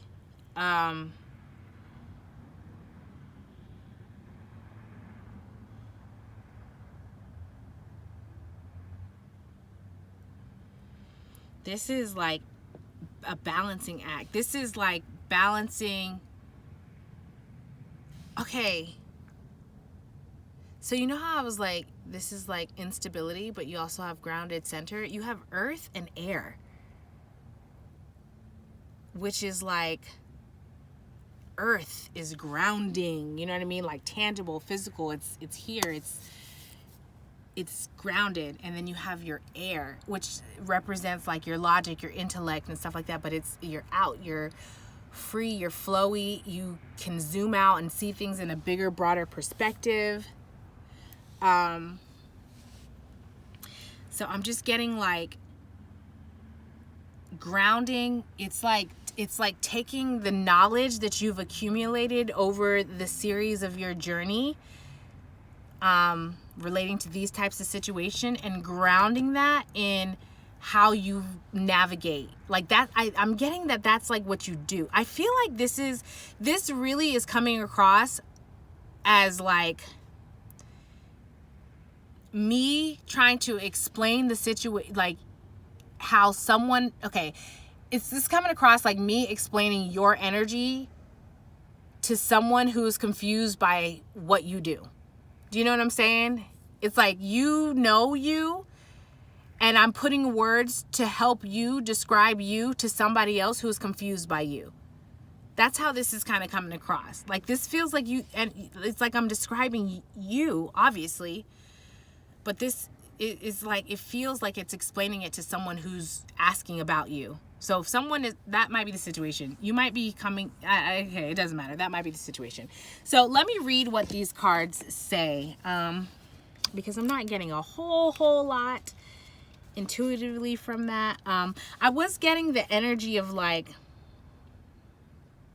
from this hummingbird, what I was going to say when I was talking about like angels and spirits, I was just getting the energy of like intuition,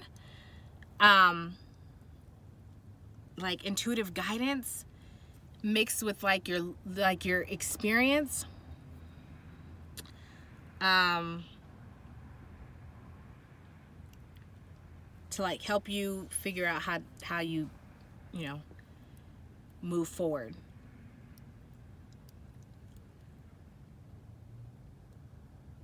Something about like the hearing or ears too. Like you might like have sensitive hearing, sensitive ears, or like it's like, so that may be a thing, but also what I'm getting is that you may also be a person that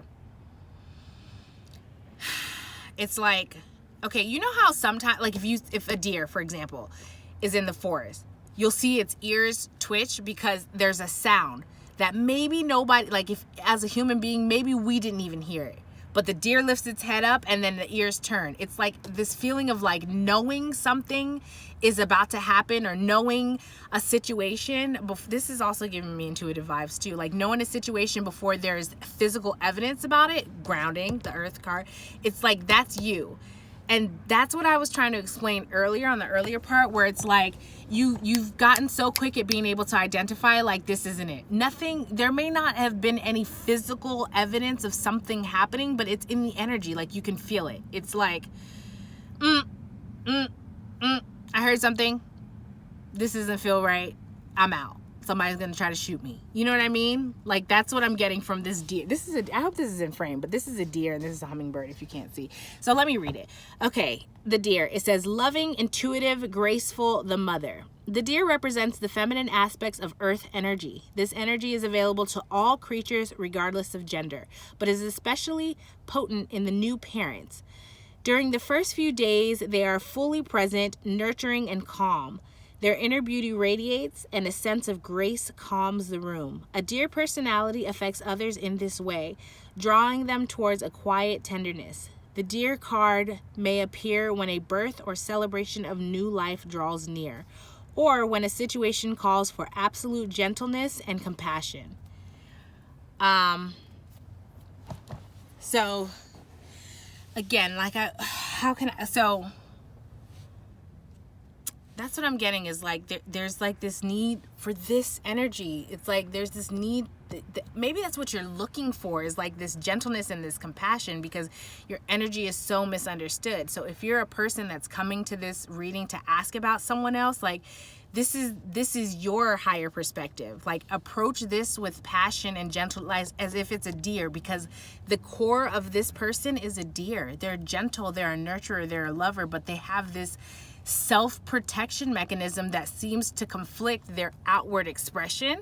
And I think that that's what's confusing you, or if you're this person, that's what's confusing other people. But I'm just getting the sense that you might be asking about someone. Take it only if it applies.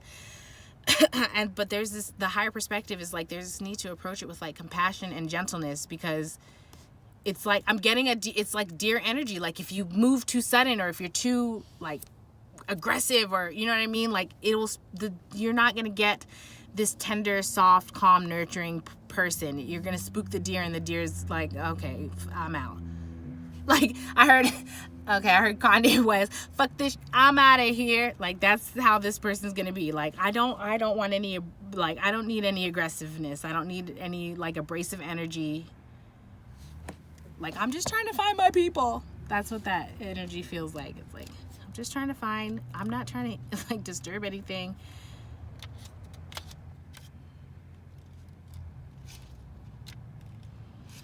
Oh, wrong section. Oh, pile two. How are you? Can I get it?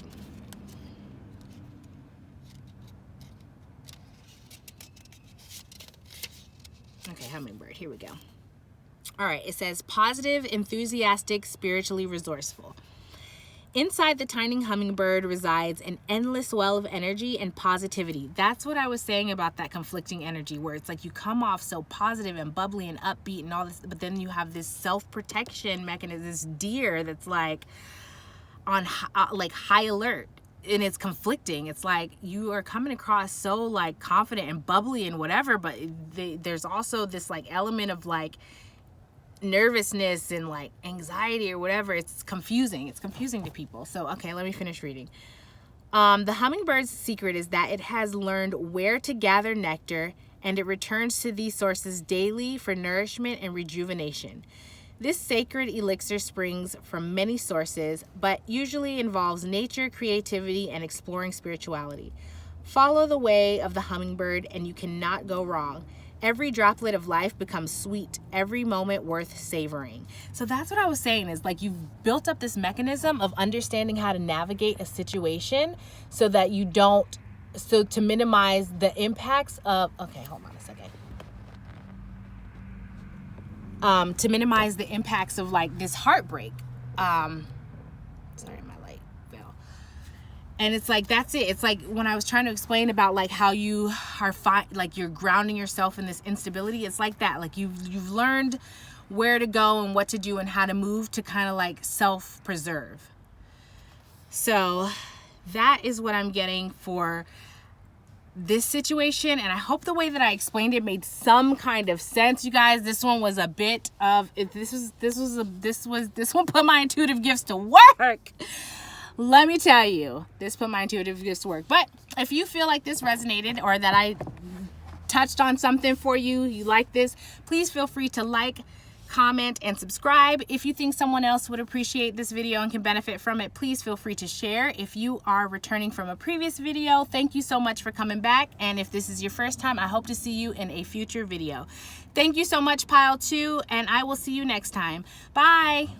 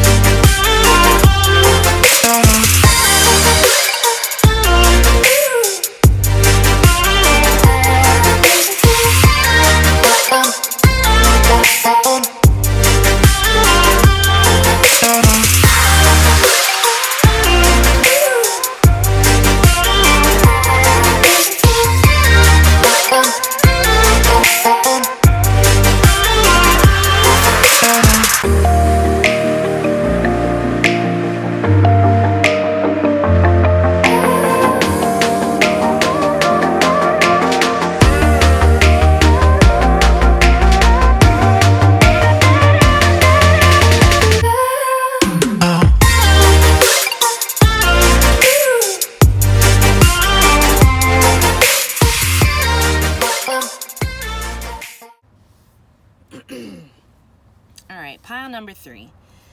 A couple things that were coming in right away. First of all, you may resonate with pile number 1. As I was going through and I was shuffling and pulling the cards for this pile, I kept unintentionally saying like pile number 1, and I obviously was asking about pile number 3, so I had to keep correcting myself. So you probably would also relate to pile number 1. This is heavily connecting me to pile number one. And I'm going to say that with a bit of a caveat, because when I so it's like, I don't know if this is a real thing. I might be making it up, but it's like channel amnesia is a real thing for me, where when I'm channeling, whatever messaging that I provide while I'm channeling, whether I'm having a one-on-one conversation or if I'm reading tarot, it doesn't matter. Whatever messaging I provide, after that message is done and I forget.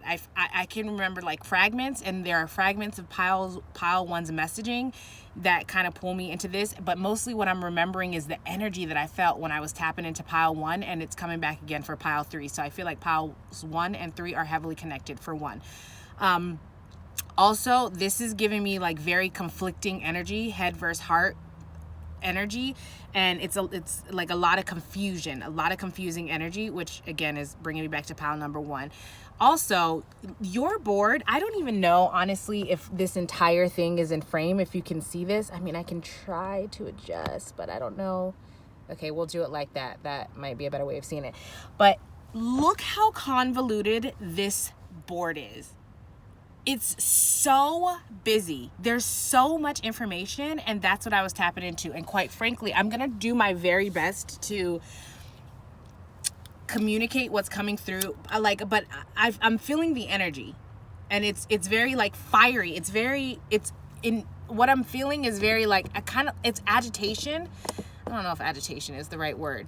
It's very like, it's kind of annoyance. Oh, my candle does not want to stay lit. Whatever. I'm not even gonna, it's like, this is a pile that is, okay, so let's get right into it. First of all, some of the things that I heard while I was shuffling, this is a self-sacrificing pile. Unnecessarily, if I might add. Like, this is an unnecessarily self-sacrificing pile. Like, you are sacrificing yourself, your happiness, your own wants and desires for what? Who the hell knows, honestly. And quite frankly, tapping into this energy it's like, it's kind of frustrating, and I can't figure out why it's frustrating. It's just this energy of like, you are doing this to yourself. You don't need to do this. You don't need all of this extra stuff that you're adding into. It's like you're trying to make a soup and you're just adding in, it's like you're so unsure about this soup or your ability to make this soup. So you're like, well, let me add this because I heard that this is good. And let me put this ingredient because, that helps with this. And like, next thing you know, you start adding all these ingredients that it's like individually, they are great. They have their benefits. But when you mix them all together, it doesn't taste good. And it's kind of like, this is not soup anymore. This is, I don't know what, slop. Like, I don't know what the fuck this is that you're making. You know what I'm saying? And I apologize if this is coming off so judgmental, but like it is. It's like, yo, you gotta stop. You have to stop. Stop and look at what you're doing. Look at what you're doing. You are not happy. You're stressing yourself out. You're creating anxiety for yourself, and the result, this thing that's supposed to be soup, is not even good. It's not even edible. Like, who can eat this? Who can benefit from this? Do you know what I'm saying? So it's like in you sacrificing yourself to try to give to everybody else, you're not giving to anyone. And it's just creating the slop that you want to then feed to people, and the people are like, what am I supposed to do with this? You know what I'm saying? And it's like people that matter and even people that don't. It's like you're considering too many people, and in that too many people, you're not even considering yourself. So there's a message of like, take a step back and look at what you're doing. For one. For two, consider yourself. Because these people that you're considering, that you're trying to give to, for one, recognize that you're not giving. You're not giving to the situation, not anything that's going to be nutritional, not anything that's going to be nurturing or beneficial. You're giving them slop. You know what I'm saying? It's like, we appreciate your effort, and we get it. Like, thank you for, trying, but like, come on. I just keep hearing like, what the fuck is that? Like, what are you serving us?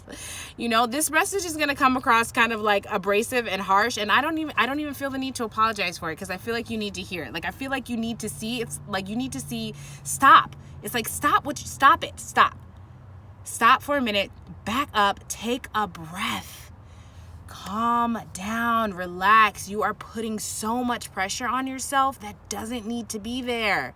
Probably because you're going to you're considering, it's like you're going to so many outside resources to validate yourself or to validate what you want or to validate, like, to tell you how you should be or what you should do or how you should move. And it's confusing you now. Like, somebody's like, okay, well, you need to paint this wall blue. And then you're like, okay, let me go get blue paint. And you start painting it. And it's like, well, you know, since you're this gender, you should actually paint it, you know, gray or something. And you're like, okay, I am that gender, so let me go get gray paint. And then someone's like, well, you know, since you're this age, you should actually paint it yellow. And you're like, oh, I am that age, so let me go. And it's like, stop. You're letting everybody else dictate how you want to paint this room that you have to be in. What do you want? What do you like? Who cares about who says, oh, you're this, so that has to mean this, and you're that, so that has to mean that? Who cares about all of that? We are all on our own journey at our own point, trying to figure out what the heck it is that we want and what we're trying to do. Why? Because unfortunately, a part of our ancestry, a part of the generational patterns that have been passed down to us, no matter how you relate, no matter what your lineage is, there was some toxicity. There were limiting beliefs. I mean, think about like the day and age when your ancestors, your grandparents, your great-grandparents, when they existed. Again, no matter what that is. So even if that's some kind of privilege that you received, or maybe you didn't receive privilege and you were the opposite end of that spectrum, or maybe you fell somewhere in between. The bottom line is the way they existed many, many, many years ago and what they have learned and the processes that they put in place, it no longer fits for this day and age. So stop looking for other people who also have this subconscious, like if they have not done the work, if they have not healed, if you can look at their life and you see that they're faking it, or they're not happy, or they're looking out externally from themselves for advice, and then you rely on them for advice, come on, that doesn't make sense. That's like going to a homeless person and being like, yo, so how can I buy a house? You know what I'm saying? Like, I'm not that. Do you get what I'm saying? Like, the bare bones of that analogy. Like, you would ask someone who has purchased, that you know has purchased a house, not someone that's without a house. And like, that's what you're doing. You're taking in all this information from all these other places, and it is throwing you off. And it's like you're trying to get to some result. It's so fast moving that it's like you don't even realize that you're making this soup, and you added ketchup, and you added sugar, and you added vinegar, and you added mustard, and you added onions, and you added bananas, and you added peaches, and you added grapes. And it's like, what the fuck is this?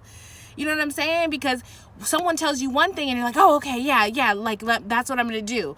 And it's like you're trying to get to this okay, I heard cherry blossom. It's like, I don't know how to, okay, so I heard cherry blossom. I don't know if that specifically is meaningful to you, but it's like you want the bloom. You're trying to get to the bloom. Cherry blossom trees are very like popular I don't want to misspeak. I believe it's Japanese culture, but it's an Asian culture.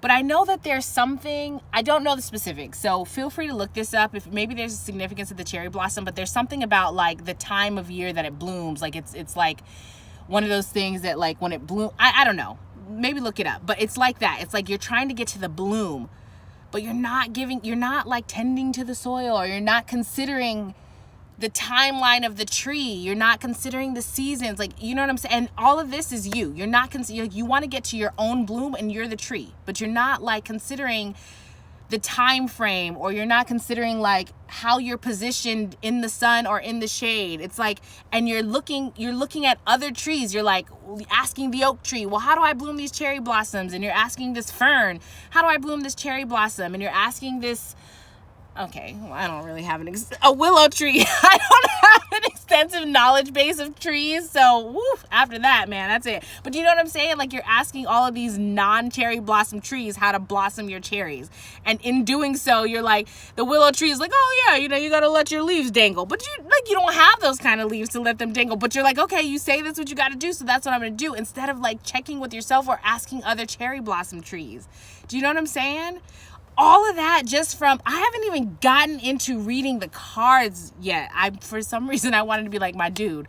Like, so I don't know. Maybe that's how you speak or something. But I wanted to be like, I haven't even gotten into the cards yet, my dude. Like, you know what I'm saying? I just feel like, I heard real, recognize real.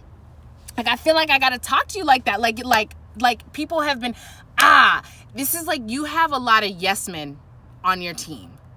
This is what that feels like. Like, there's a lot of people yesing you to death. Like, You know what I'm saying? And the yeses are conflicting, but you're not checking in with your, like, you need someone like that. So that's why my energy is coming in like this. Like, you need someone to be like, no, stop.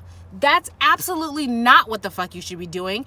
And that's not even me projecting. That's me looking at your energy and being like, homie, look at your energy. You don't even feel good. You don't even like this. You're not even gaining from this. And look at the people around you. They're faking. They're not even like gaining from this situation. They might be telling you so because they're pacifying you, but who wants to be pacified? Like, I don't know, maybe you want to, but do you know what I'm saying? It's like, if you stop for a second and take a step back and really observe, you will see that people are pacifying you and they're yes-manning you. Why? Probably because they see how much you're like giving to them. Whether it's fulfilling it's like you're willing to give, and so they're going to tell you whatever it is that you want to hear, that you need to hear, so that you can continue to pour into them, and you're sacrificing yourself in between. So let's get into this. All right. Oh my gosh, that was a lot. I feel like I need to stretch. Maybe you might need to stretch. I don't know. Let's take a second real quick and just freaking stretch it out, because that was a lot, right? That was a lot. Like, oh gosh, even after. So that was me channeling. I don't know if you can tell in the difference between like how I'm speaking to you now versus how I was. That was me channeling and coming out of that, like that. I feel not coming out of that, but recognizing that for what that was. Like, that was intense. So let's just take a minute. Sorry, I mean, I almost want to say like sorry if that came across abrasive, but I'm not sorry. I don't mean that. And I'm not trying to be rude, but like, I'm not gonna you the last thing that you need is for someone to keep stroking your ego and pacifying that, like, because it just keeps sending you deeper and deeper and deeper into this hole that you do not need to be in, because you're isolated in that hole. Meanwhile, everyone's like coming to the hole and they're like, hey, can you throw up this thing that you have? And you're like, oh yeah, here. You know what I mean? And you're waiting for someone to be like, well, is anybody gonna throw me down a rope so I can climb out of this hole? And they're just like, yeah, let me go get the rope, I'll be back. And then they leave, and then they come back and they're like, oh, hey, by the way, do you have that thing? And you're like, yeah, here you go. So what about that rope? You know what I'm saying? And nobody's throwing you down the rope. I'm gonna throw you down the rope. I'm not gonna pacify your ego in the meantime. I'm gonna look at you and be like, how the hell did you get in this hole? You couldn't see these fools were taking advantage of you. It's all good. Whatever. That was a part of whatever that situation was. But like, no, this is like me and my energy. It's feeling very like mama bear, like that's how I feel towards this. It's like, no, absolutely not. I'm going to teach you how to set boundaries and to say no and to figure out what the heck it is that you want, because I see that you're being taken advantage of, and that's an absolutely no for me. I'm getting like super protective of your energy right now. So let me just get in, because pile 3. Like, okay, what you have here is, and this was kind of confusing because I'm going to be honest with you, like I feel like this might relate to a romantic relationship, but maybe not. Even more than that, I'm getting like love in the sense of like yourself, like loving yourself, but also what do you love? It doesn't have to be another person. Like, what do you love? Do you know what I'm saying? But the song that I have is romantic. So it says, it's Can't Help Falling in Love, Haley Reinhart. So it says, oh, like a river flows surely to the sea, darling, so it goes, some things are meant to be. Oh, take my hand, take my whole life too, for I can't help falling in love with you. Okay, so that's the song that you have. And it may relate to a relationship, but you know, you can build a relationship with anything. Like my relationship with tarot, my relationship that I'm building with you guys, my relationship with friends and family, but also I have a relationship with like my vehicle. You know what I mean? My vehicle has a name, and I like care for her, and I talk to her, whatever. You can, and even if you don't go to that extreme, just like how you interact and engage with the thing, what you put effort and energy and invest into, that's building a relationship. Not putting effort or energy or investing into it, that's not building a relationship, you know, no matter what it is. So that's kind of what I'm getting. So take that how that applies, because I'm just feeling like this is a very broad, like the messaging is there and it's very clear, but how this relate, I'm just getting it could be very broad. So you have the 7 of Pentacles in reverse, and then you have the Devil card. So I was like, I need to clarify the Devil card a little bit, because what is this, like, what is this restriction? What are you bound by? And then all these cards came out, and you have the 5 of Pentacles in reverse, you have the 10 of Cups, and the Ace of Pentacles in reverse. And what I'm getting is that self-sacrificing energy. It's like this idea, it's like someone told you that you will be like this, you've made it. You're successful. You have all the things. This is what the dream life is. This is like, what are you talking about? You're living the dream. You know what I'm saying? And it's like, you have to stay in this because everybody's saying it's the dream, but I'm not even feeling 10 of Cups energy here. It feels, I was hearing and I was going to say fake, but that it's more than that. It's like, this doesn't like, it's almost this question of like, this is the dream? Like, gosh, I really thought that it was going to be more than this. I thought I was going to be feeling a little, like, I thought I was going to be happy. You know what I'm saying? But you're like keeping up with it for the sake of keeping up with it. I heard keeping up with the Joneses. It's like that. It's like image. And you don't want to break away from this, and like you're like not taking any new offers or putting any new offers out there because you don't want to experience this sense of like being put out in the cold. Like you don't want to lose. It's like I heard fall from grace. It's like you don't want to. Everyone has you painted in this image of you made it. You're successful. You have the things, the family life, like whatever it is, you are successful. And it's like, I don't want to not have that, but God, having this doesn't feel, it's not fulfilling. It's like, I feel like I'm not, like I'm turning down, like I can't take certain opportunities. You know what I mean? Or I can't present certain opportunities. It's like you can't tap into the truth or the fullness of who you are, whether that's you giving to a situation or receiving from a situation. It's like you're limited in what you can receive because you're bound by, you're like, so the other thing that I heard was like contractual agreement. So you may be married. You may be married and you may feel stuck in your marriage or some type of relation. It could even be like like a job. Maybe you started a new business, and just take it however resonates. But it's some sort of like contractual. You're bound to something, and like you thought this was it. You thought everyone said like, yes, do this, start this business, have this family, you know, live this life, have this. This is what you need to do. Check these things off, and you've made it.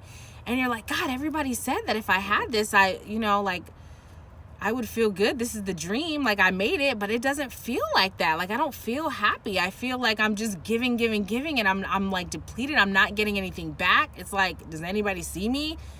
You know what I mean? And but also it's like there's this element that you don't even really want to look at that, because to look at that would have to acknowledge that you're still holding on to this thing. So to look at that would mean that you would have to acknowledge that you are sacrificing yourself. You would have to say, I am not happy here. I do not want this. This is not my idea of like happiness, or this is not my dream. You know what I'm saying? And then there's this element that in saying that is like subliminally saying to the elders, is what I heard, you're wrong. And that can be taken as a form of disrespect. And you don't want to be disrespectful. But when you can take a step back from even just like, listen to what I just explained and try to see how that is sacrificing yourself. You don't want to say that this is not your dream, you're not happy here. Because something about saying that would be telling the elder that they are wrong.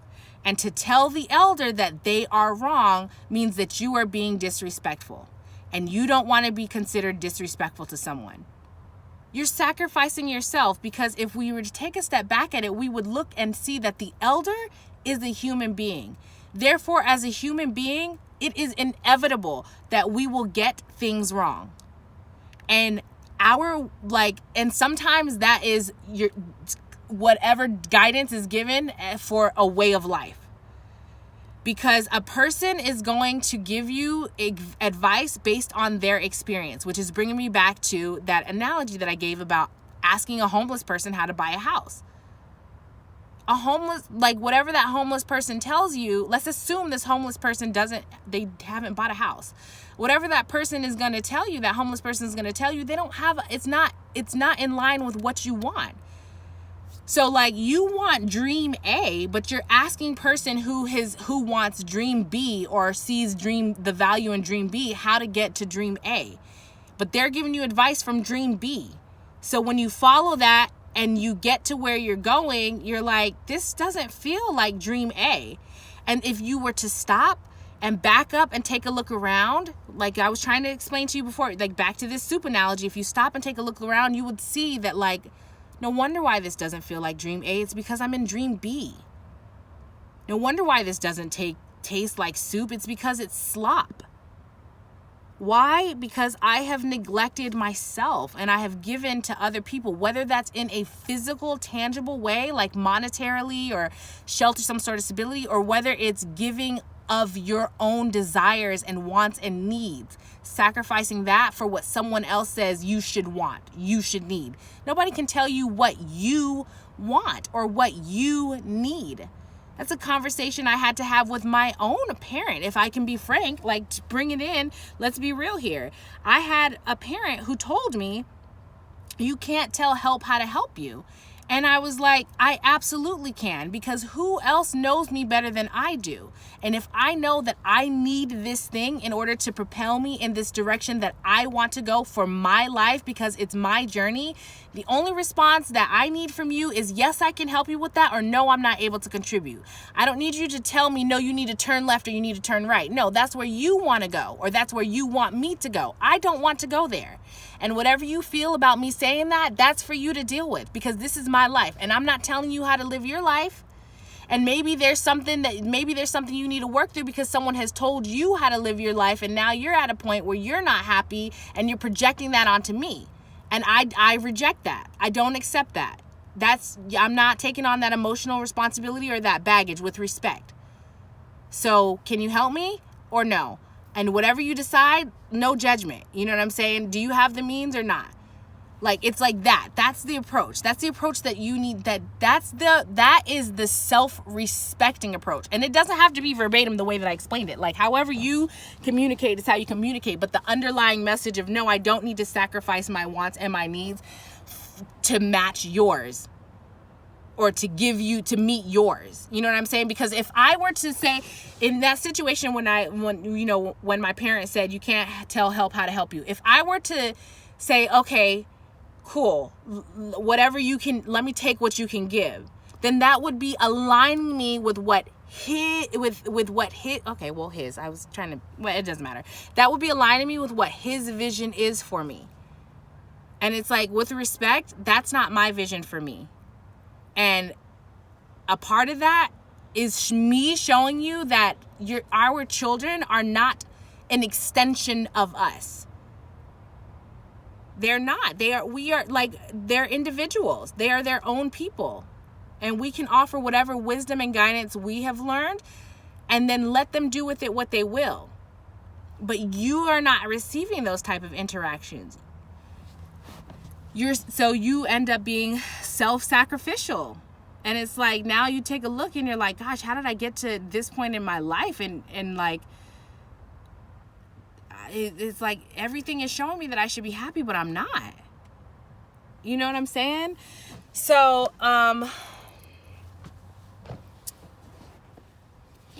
there's something about, okay, so let me go back. So to this situation, so that's your situation. Honestly, I feel like I kind of covered, like, how you're interacting, like your demeanor towards it. Well, let's talk about it. It's like, yeah, I pretty much have summarized. So your demeanor towards it is like, it's like, how can I describe this? I feel like there's something I'm missing, something about this situation. Oh, so what I was saying was, what the heck was I saying? There's something I'm missing. My angels are like nudging me. And so just bear with me, please.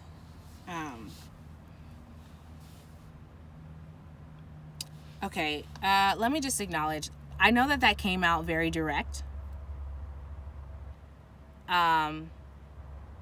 Maybe even a little cold.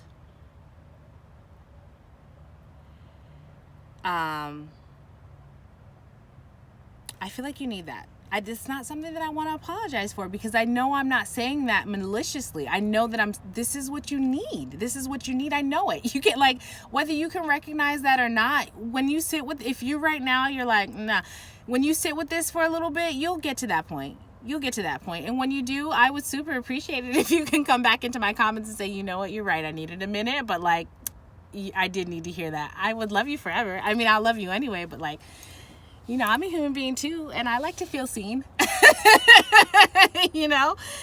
Anyway, so it's like, I don't even feel the need to apologize, because I know that I wasn't saying it maliciously, and I know that, like, it's like, that's it. It's like, don't you feel like, okay, maybe you don't recognize this feeling yet, but it's like, don't you feel, don't let me project onto you, but don't you feel respected by me approaching you in that way? What I mean by that is, like, I feel like if I didn't respect you to make your own decisions, or if I didn't respect you to go after what you want, or if I didn't respect you to handle truths, then I would pacify you. I would say, no, you have, like, I would project my own image of what you should have onto you, instead of trusting that you know what you want, or trusting that you know how to go after it, or trusting that you can find your own happiness, or trusting that you can make your own decision, whatever, trusting you in general. You know what I'm saying? Like, that's me that's what that is. This is me respecting you enough to say, no, homie, or homegirl, what, it doesn't matter. The homie isn't, to me, when I say homie, it's just like friend. It's not like gender specific, but like, it's like, no, I respect you enough to tell you, to show you, like, how these people are effing manipulating you, and you're playing into their hand. Because this personally, like I was saying before, like, I get super protective when I see this.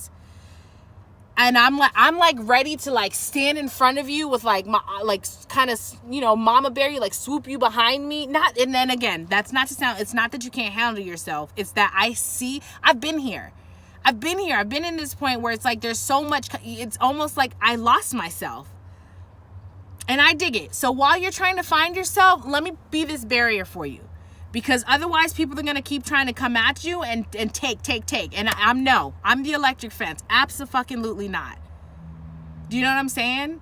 And I'm doing that because I respect you enough to give you not to tell you how to be you, to give you the space to figure out you. You know what I'm saying? What do you need in that? What do you need to figure out you? You need boundaries. Okay, I'm going to help you with that. That's not to say, like, anytime there's a confrontation, I'm going to handle it and not you. You know, because you, like, I mean, I trust you. I trust you enough to do that. And I trust you enough to communicate with me, like, yo, I'm having a hard time with this boundary. So I'm going to say, okay, well, here's my perspective. And I'm not going to force anything on you, but that's like my energy. And that's what you need. You need more people like that. That's going to be honest, that can trust you to be you, to make your decisions, to follow your dreams. You know what I'm saying? So, like, I don't apologize for how I came off, because I meant that, and I meant that with love. Because before you can fix an issue, you have to see it. And this is me saying, like, nah, homie, look at this shit. Look at this shit. You know, with love. Like, you know what I'm saying? Look at this shit. No, we are not going to do this. Like, this is not a reflection of who you are. Come on. Absolutely not. No.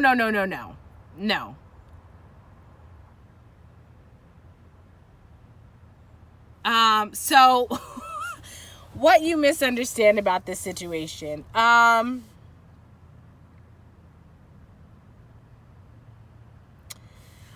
It's like I think I've already tapped on it, but it's like what you misunderstand about this situation is like the secretive, the way people, the manipulation energy, the way people are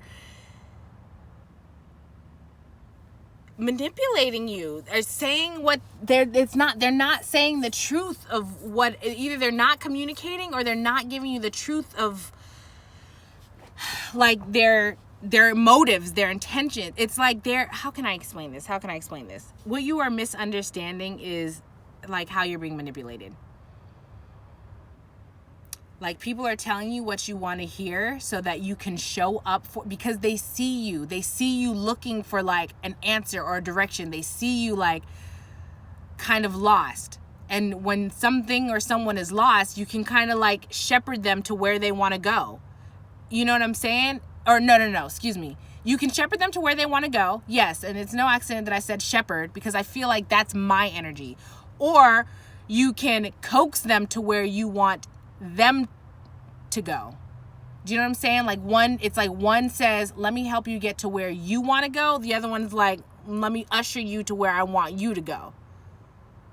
And that's what you're misunderstanding about this situation, is that you are allowing people to usher you where they want you to go, instead of connecting with people that will help shepherd you where you want to go.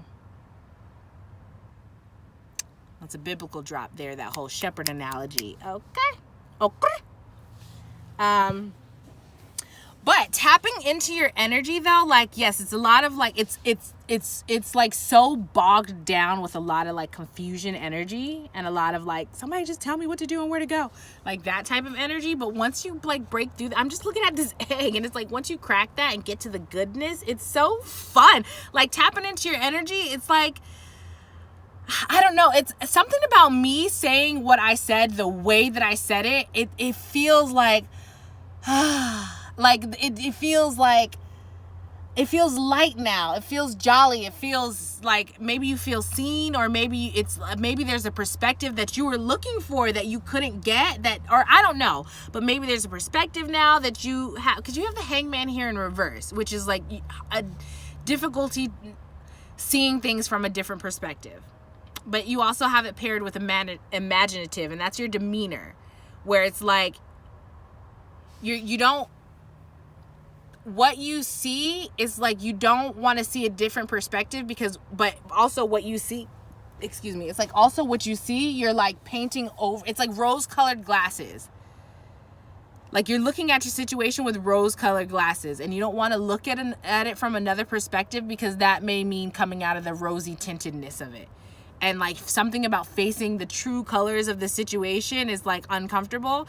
So it's almost like you want to just pretend like this is fine. Like, this is what it's supposed to be like. Like, this is how everybody feels in my position. You know what I'm saying? Or if not, if you're like, gosh, I'm the odd man out. Like, odd man or woman, like, I'm the oddball out. Like, why does anybody else feel like that? It's like, you don't even want to look at that part, because then, like, in your mind, that would mean something's wrong with you, and it's not. I mean, the only thing that would be wrong with you in that situation is that you're not, it's your intuitive body, your soul saying like, this is not for us, homie, this is not what we want, let's go over to the thing that we want, and you're like trying to ignore that.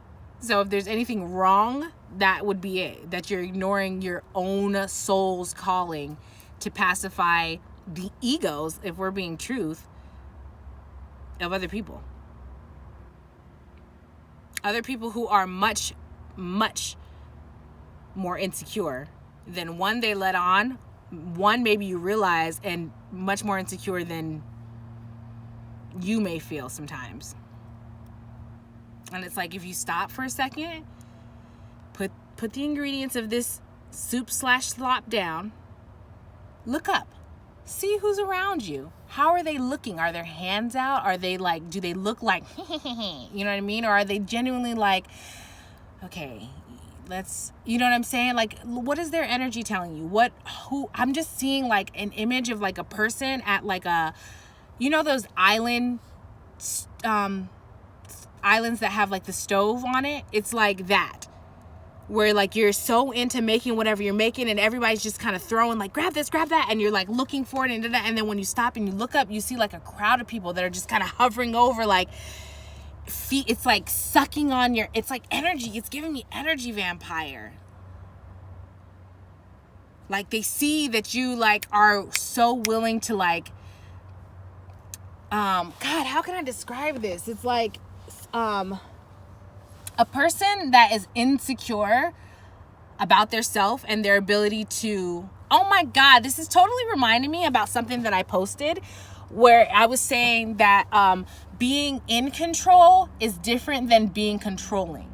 When you're in control, you create an environment of peace and calm and safety. When you're controlling, you create an environment of uneasy.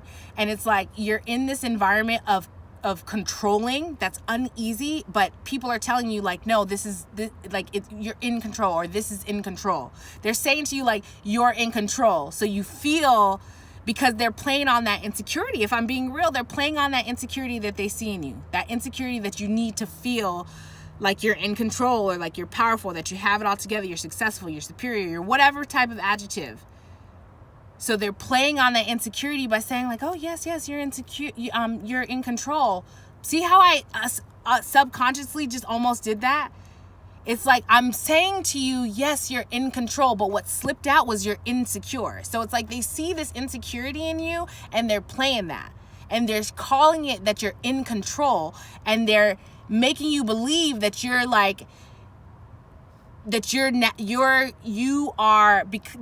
control of the situation. So like you're saying yes to this, or you're saying no to that, or whatever, but really that person, you are the marionette doll and the person is the puppet master. And you think that you're in control of your moves, but the person playing into your insecurity is really who's in control. This is giving me some narcissistic vibes, this energy that I'm describing, this puppet master, these people around you. And you're believing that you are in control because people are telling you that, because they're telling you like, oh no, you're so great, you're in control, you're so powerful. Like whatever it is that strokes your ego. Step out of your ego and connect with your soul. And then you will be able to recognize that these people, this happily ever after, this 10 of cups, it's fake. This is the rose tinted glasses. This is that perspective that you like, you've been trained to see it from.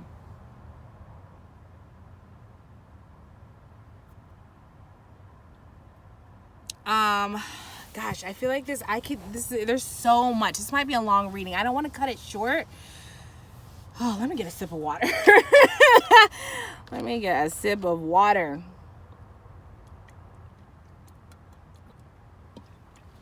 There was also something that was coming through about like, you have the ability to like, it's like you have the ability to, people have made you believe this. But it's like you don't say it outright, but like you have the ability to be this King of Wands energy, this like boisterous, fun, loving, passionate, caring, like healthy authority figure. It's like the fun dad that balances business with family, paired with the 10 of Pentacles, which is the legacy. Like you have the ability to do this. But it's like you've stepped out of your King of Wands role to fit this image. And I think that there's a part of you that knows that, but you don't say anything about it. You don't like speak up. It's like you allow your insecurity to win in that situation. And a part of that, speaking up and stepping into your King of Wands energy, would mean breaking away from this situation, whatever that is. But there's like an underlying fear of losing this image. But it's like it's like you're afraid to lose this thing that you've built. Right? We're going back to the soup analogy.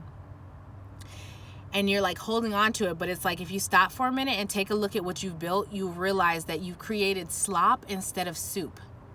And you started this with the intention of serving soup that like chicken soup for the soul, warms your body, warms your life, very nourishing, nurturing soup. That's what you wanted to create. Now you have slop. It doesn't taste good. It's not nutritional at all. It will rot and start to go bad really quickly. Do you know what I'm saying? It doesn't smell good. There's no benefit. You have slop. And it's like if you would take a step back and like step out of the fear of losing this and recognize that what you're losing is slop. And when you get rid of that slop, you can move into a space where you can create the soup that you want and step into this King of Wands energy. It's like there's like you're like secretive about it. It's like you know this, and maybe you don't even say it to anyone, probably because you can't. Let me not project.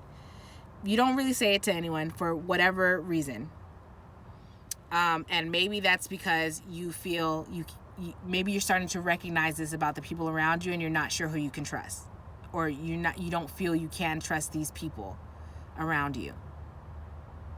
So there's this like energy of like, I'm gonna keep it to my, it's like you know, it's like you're starting to realize that this is your perspective. So it's like you're starting to realize how you are like betraying your own self, and how people are betraying you by continuously allowing, like asking from you. It's like you're in observation mode. Like you're seeing how, I heard you played yourself. Like you're seeing how you played yourself for so long, and how you allowed other people to play you, and how you've been giving to situations that are not giving back to you. And it's like this feeling of like betrayal. Like you feel betrayed by these people. Like, damn, how can you guys do this to me? You know what I'm saying? It's not, I don't even know that that's even the question. It's just like, damn. It's like, I don't know. It's like an observation where you're like, yo, I thought I was seeing people's true colors before, but I wasn't. Like, it's like you've received, I don't know. Maybe through like tarot, through this, it's like something is helping you to like, you're not saying much about it, but it's like you're seeing it from a different perspective.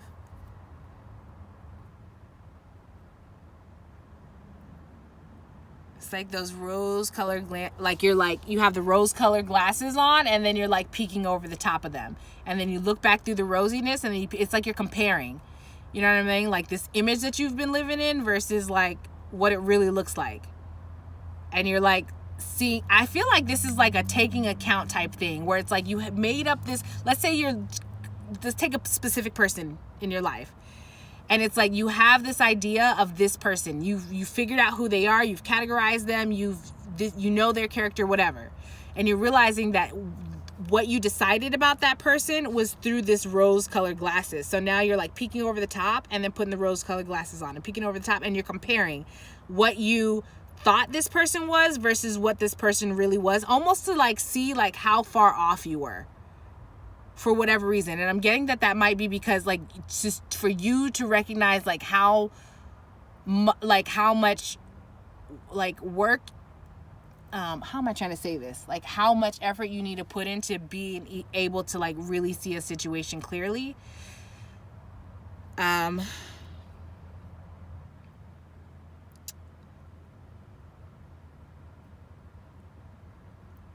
Something about intuition. It's like, okay. So it's like almost to try to see like how,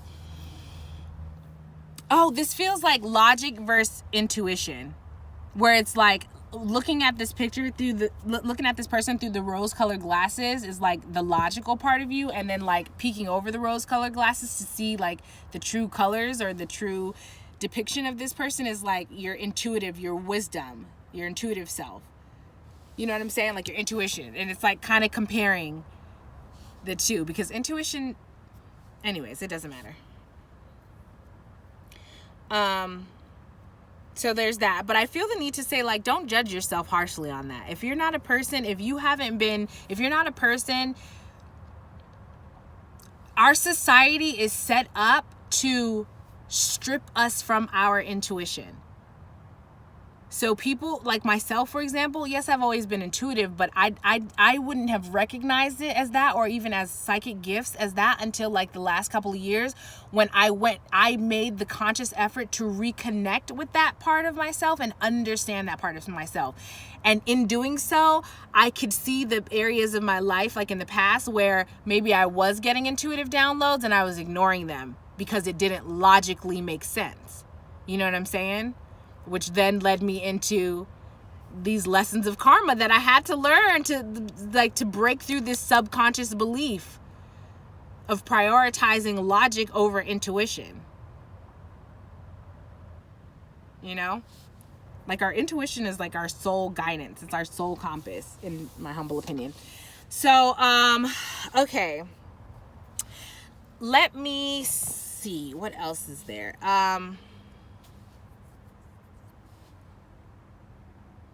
Okay, I do want to read these animal spirit cards, though, because I just love the way that they are depicted. This is getting kind of loud. I hope it's still recording. Okay. All right, so you have 4 that came out, which is the most of any other pile. And that's what I was saying from the beginning. It's like that's what I was trying to explain. And I don't know, but it's like, this is it's like the higher perspective. Oh, that was the other thing that was coming through, is that I feel like this situation was meant to teach you a lot of lessons.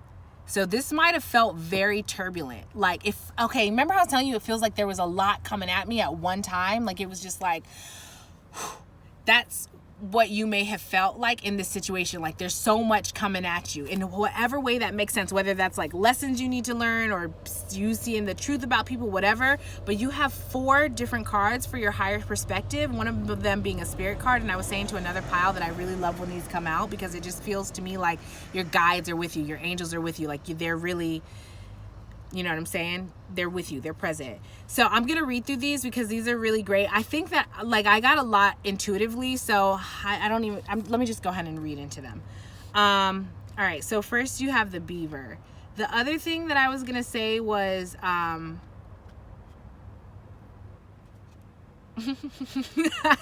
no idea. Okay. So I see the wolf first, so we'll start here. Okay. You have guardian of family, tribe, activism, ritual. That's totally what I'm getting from this, is like you are like you're like the guardian. Let me just read it. Like, it's like you're the guardian of some kind, and people are, you know, that whole analogy about like, yes, you're in control. It's like that, but it's very like patronizing the way the people around you are. Okay. It says the wolf's mission is to uphold the well-being and longevity of the pack. Healthy wolf energy expresses itself through activism, mentorship, humanitarian effort, or teaching, religious or political studies. The wolf gets into trouble when it assumes every member of the tribe must follow suit. This includes children walking in their parents' footsteps. Although it will surely be uncomfortable at first, practicing tolerance helps balance out agitated wolf energy. Contemplate the following: embrace all, exclude none. And I feel like that is, remember when I was giving the analogy about like my parent and how it was like, you can't tell help how to help you, and I was saying how you have someone around you that's like your generational lineage have passed that down. It's like that's their energy, is the out of balance. It's like that judgmental dominating, where it's like, no, you need to do things this way and this is how you're going to be successful. Like, that's what I'm getting. So a part of the higher perspective is like recognizing that that's that person. So like, this is not to throw shade, but it's like, can you truly trust this person? If they're out of balance, how can you trust their direction? If they don't have the higher perspective, it's taking me to that, like, would you ask a homeless person how to buy a house? No disrespect to this, I was gonna say paternal, so maybe it might be your father, but like no disrespect to this wolf person, you know, in your lineage, this ancestor, this elder. No disrespect to them. It's just, it is what it is. You know, they can't give you advice from a higher perspective because they have not they haven't tapped into that theirself. So don't personalize that. That's a part of that message, is like, don't, you know what I mean? There's no need to judge or attack or whatever. Just see it for what it is, and that's that. All right. So I'm being told I should go to the golden egg next, which I'm kind of excited about because I love the spirit cards. All right. Golden egg. Message at the center of the heart, the unstruck sound. Within the golden egg lives a precious sound. Deep within the sound resides a message. The sound cannot be heard, nor the message discerned, until we retreat from the noise of modern day life. The magic, I just feel the need to say really quick that that's the messaging that I was given. It's like, you have so many people. You remember I said that in the beginning. It's like you're going externally to find these answers. You stop. Back up from that and go inside, and you'll find the guidance. You're probably like, what the fuck does that mean, go inside? That's a whole nother video, which I might do. Okay, the magical essence of the golden egg needs warmth, quiet, and time to unfold. You see what I'm saying? Remember, I was like, you are in a space where you need to figure out who you are, and I'm gonna be that electric fence for you, so you can take the time and the space to do that.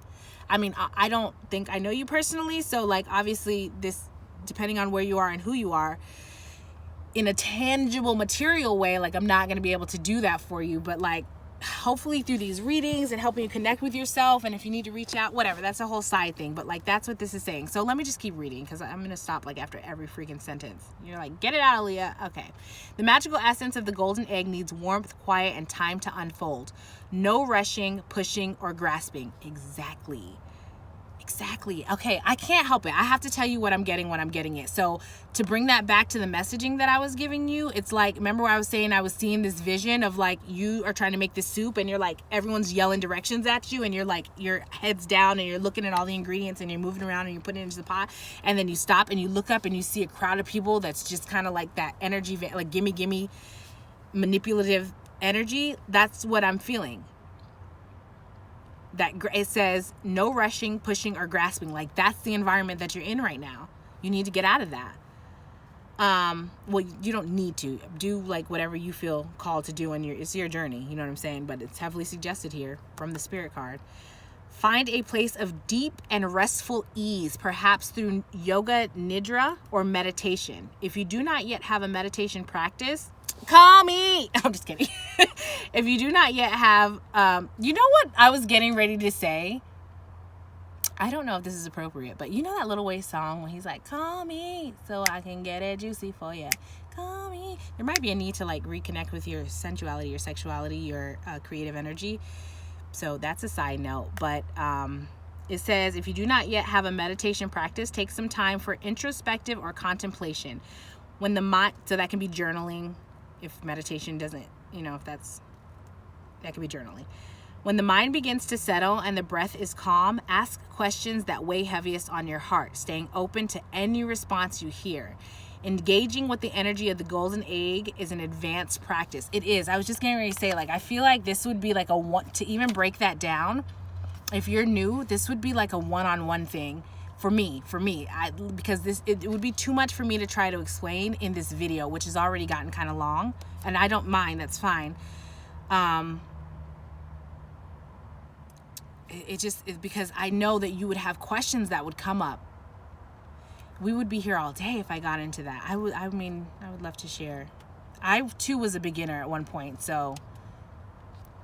Okay, it requires becoming intimate with our very essence and comfortable with vulnerability. When a feeling of tenderness, okay, another thing that's coming through, there was this quote that I came across one time that I really loved that was like, oh shoot, now I just lost it. And I feel like maybe because my guides were like, no, keep going. So let me just keep going. When a feeling of tenderness or gratitude arises from deep within you, know that you are well on your way. Your chest may swell like you are seeing an old friend that's been away for a long, long time. Listen to the message they've been waiting to tell you. Before I started doing this, I was just thinking like, I just got this overwhelming feeling of gratitude, and I didn't know that it was going to connect to this pile, but I just got this really overwhelming feeling of gratitude. Like, dang, I really love what I do. Like, I really love doing this. I really love being able to like use my intuitive gifts, my psychic abilities to help other people to see clearly, because if it benefits you in your growth, it benefits us all, because then you now can make adjustments within yourself for your highest good. And whether you outright guide someone or you just are confident in that, you are a mirror. So other people around you see that change. Other people around you see how that benefits you. Other people see the joy radiating off of you, which then sparks curiosity in them. So maybe they'll come to you and ask you, or maybe they won't. Maybe you'll start doing tarot, and maybe they'll just secretly watch your tarot videos and you'll never know. Either way though, whether you know it or not, you then are leading by example, and then it's like a ripple effect. It's like the planting the seed analogy. Never underestimate the power of planting a seed. Okay, the golden egg in the fourth chakra. The subtle essence of the golden egg is nestled deep within the heart center at the fourth chakra. This chakra, called Anahata, is the home of the self or soul. By bringing the mind into this center, we discover a portal to the most intimate and luminous space. It is said our inner guides sit there in a deep meditation, waiting for us. Anahata translates as the unstuck sound. Man, that's beautiful. Like, that's super beautiful to me. I really love that. Okay, you have, oh, I didn't even realize that was upside down. It's all good. All right, tarantula. The tarantula is also upside down, and I'm feeling like this is probably talking more about the out of balance element of it. So it says tarantula at a crossroad, which I'm getting, claiming life's purpose. The tarantula represents a moment when a great decision must be made. Yes. It's like yourself or the other, but don't let me project. That's just what I'm getting. It involves prioritizing your life's deeper purpose or dharma. A habit or routine from the past is sidetracking you from your dream. Yo! Come on! Come on, pile 3. Like, for real? Was I not talking about the dream? Dream A, dream B? Oh my, yo. Come through, guys. Come through, spirit. All right, let me calm myself the F down. All right. A habit or routine from the past is sidetracking you from your dream, yet a voice inside keeps begging you to refocus your attention. In order to find true happiness, you must choose dharma. Until you do, satisfaction will be fleeting. That's what I was saying. Like, you're like, I'm not happy. The tarantula hovers patient and calm, like an old friend that knows your inner soul. It already knows you'll choose wisely. It might take a little while. Okay, when it's out of balance, it says hesitates and over-intellectualizes. Yes! That was the energy where it's like there's too much. It's too much coming at me. It's too much information. Like, remember how I was saying this is like the most convoluted board? It's like considering so many things that don't even need to be considering. This is like... Did I say this in the beginning? I remember saying like this is like the self-sacrificing pile, and this is what was coming through while I was shuffling, and I don't know if I said it in the beginning, but it's also like overcomplicating a situation that doesn't need to be overcomplicated. That was the energy of what I was getting, and I sorry that came off so abrasive. I get like amped up and excited when it's like things start making sense because okay, let me not even give all that extra information. So if it comes off like that, it's because it's the excitement of the real, like when it all comes together and it starts to make sense for me, because sometimes these messages come through and I like read them as they come through, and sometimes I don't even know what the full, most times I don't even know what the full picture is until like I go through it. So essentially what I was saying was like that was an element of confirmation, and I get excited when that happens. Because the way spirit moves, I'm trying to find this thing if you're like, why are you talking so much?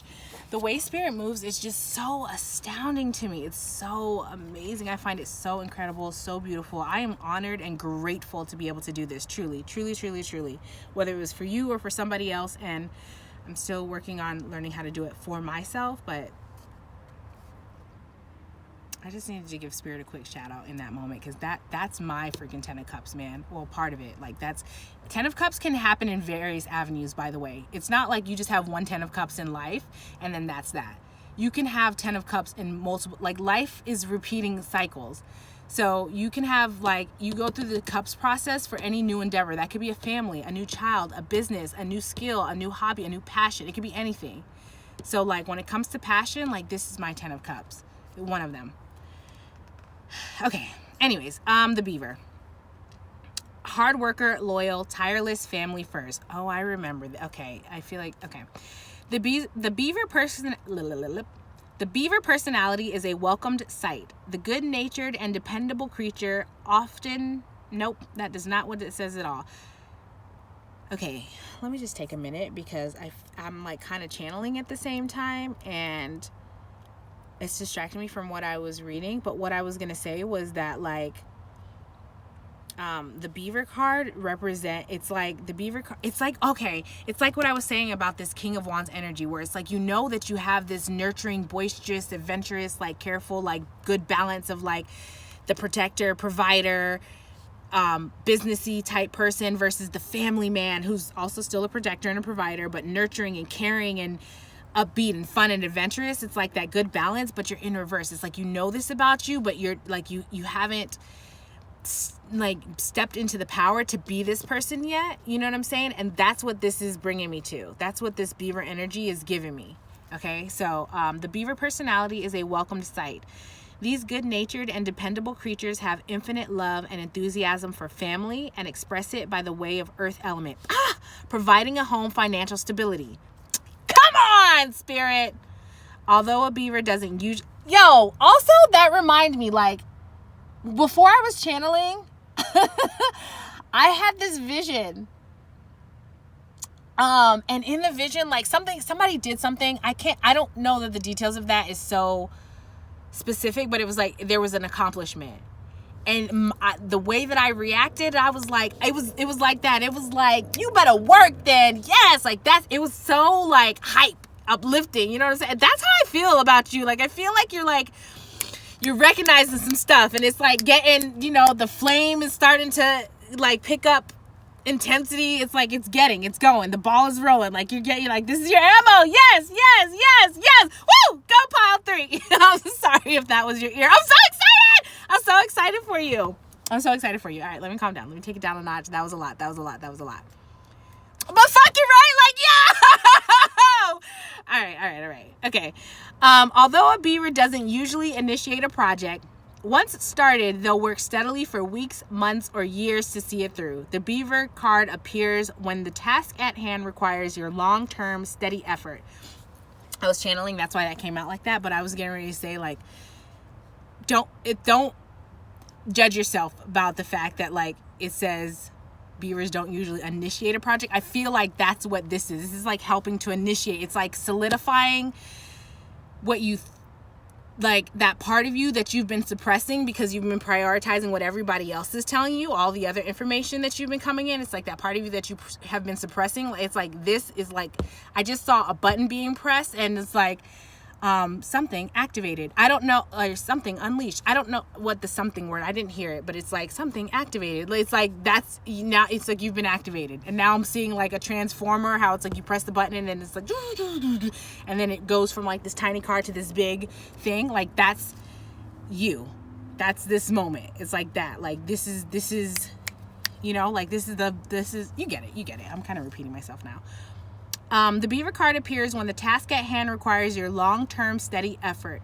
It can also signify that it's time for some karma yoga, selfless service. Yeah, because remember, like, it's like you have this King of Wands energy in you, but it's like you're secretive about it and it's blocked. It's in reverse.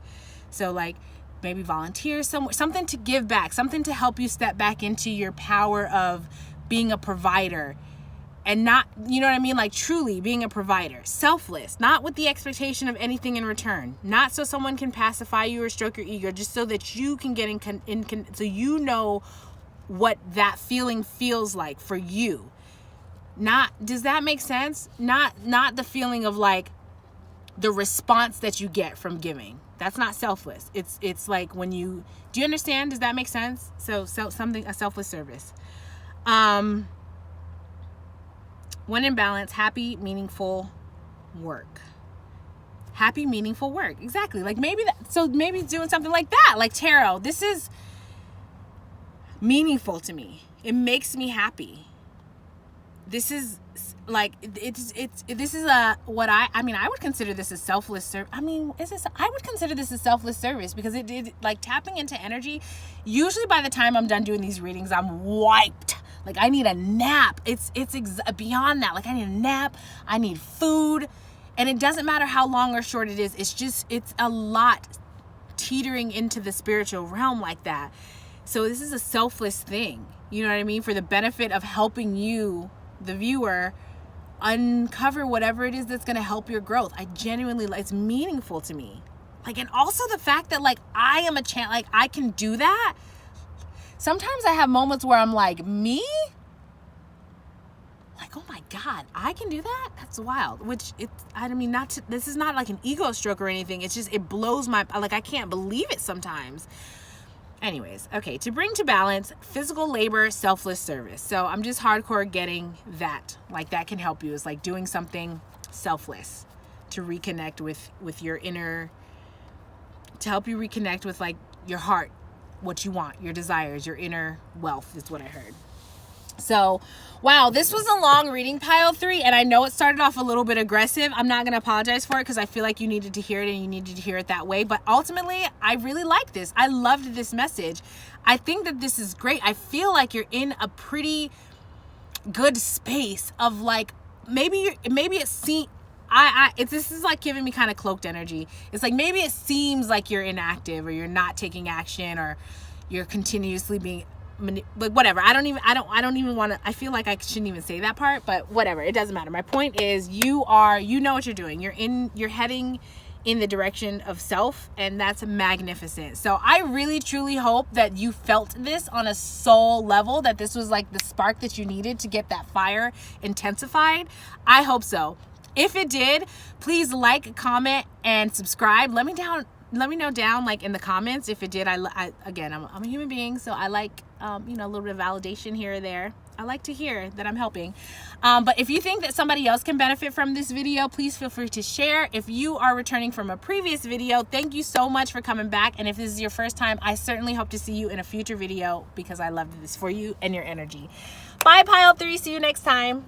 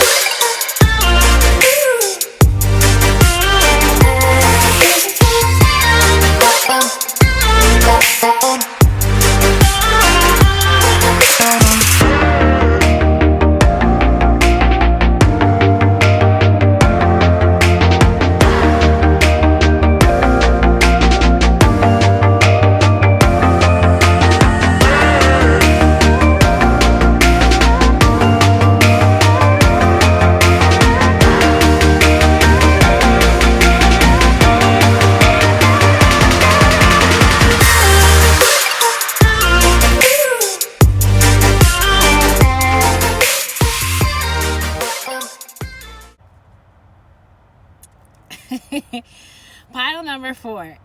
First of all, you hot bitch. I feel like I need to say that whether you're a guy or a girl. Maybe is that offensive if you're a guy? I don't know. It's just like, you hot toddy.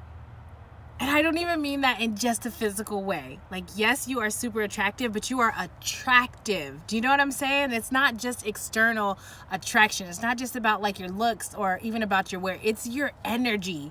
You are attractive. There's a situation here. And I feel like this pile is connected to pile number 3. Both of these cards, I don't know if this is in frame, I hope so, but the for your card, the tarantula and the golden egg, which came out for the higher perspective, came out for pile number 3. So I'm feeling like this is like,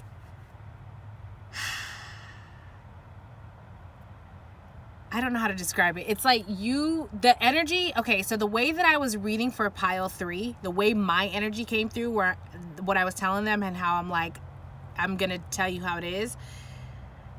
And that energy is like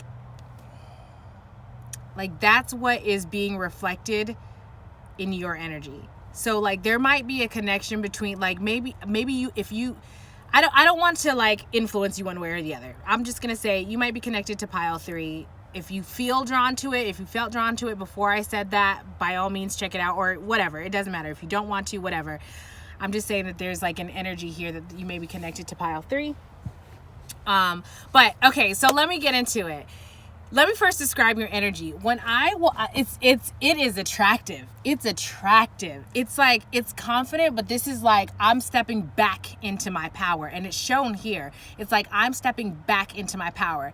There was a situation, and I think, anyways, there was a situation. And so basically what happened was you were in your power, and then something kind of derailed that, right? And I'm getting that it's like there was a loss of some sort that you had to come to terms with, which I'll get into, but now you're like stepping back into your power and you're recognizing, and I think what other people are recognizing about you, because you knew this about yourself already.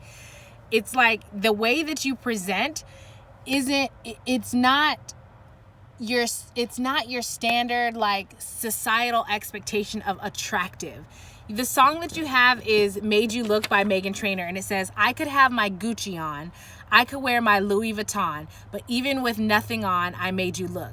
And like, that's you. It's like, yes, you know, people might present in this way. If you're a female, you might have, you know, your hair done with your edges laid and your nails on point and your eyebrows on fleek and your lashes to the gods, and you know, the outfits and your waist is snatched, you know what I'm saying, and your big booty Judy and whatever. Like, you have these designer shoes, and like, that's attractive. If you're a man, you might have like the fresh cut or nice twisted dreads, you know what I mean? A beard that's shaped nicely, or maybe a clean face, whatever it is. You're dressed to the nines, like top, head to toe. You got your fitted that matches your sneakers, or whatever it is. Or maybe you're more of like a person that likes to wear more dapper attire, whatever it is. It's like that standard image of what's attractive.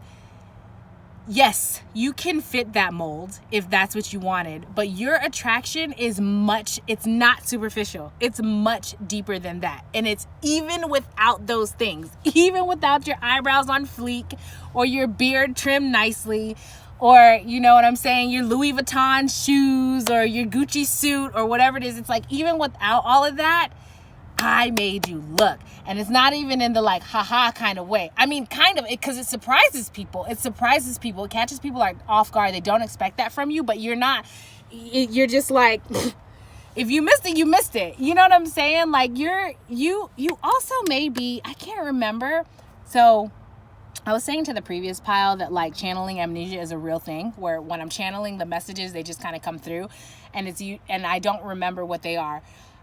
So I don't remember if it was this reading or the previous one. I think it was this one, but you also have a connection to pile 2 in that way, where it's like, I know this about myself. I know that I am attractive, that I can attract. You know what I'm saying? I can call to me the things that I want, and even sometimes just my own light. It's like, what I'm seeing now is like a light that draws in the moth. So it's like, even if you don't, you just have this natural ability to attract, and sometimes what you attract is in alignment with what you want, and sometimes it's not, which is why you are a boundaried person. And when I say boundaried, I mean you don't feel the need to say, look at my value, here I can attract. Do you know what I'm saying? You're like, you know that the people that are in alignment with your value, your ability to attract, will already know that there's no need to, I'm hearing, go tell it on the mountain. Oh my God. Okay, so before I did this, I was messaging my friend. It was 12:22, and whenever we have angel numbers, we like share that with each other, whatever. And then at that moment, I heard that song, and I messaged her, and I was like, I heard this song, and I thought it was something for her, because the song was Go Tell It on the Mountain. And I was like, girl, do you have some news to share?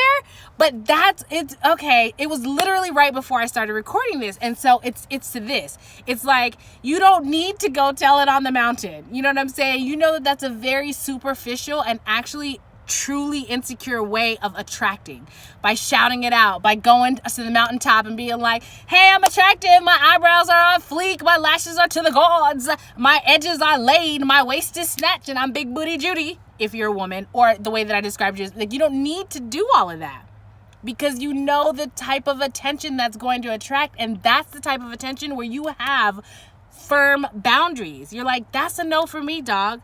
You know what I'm saying?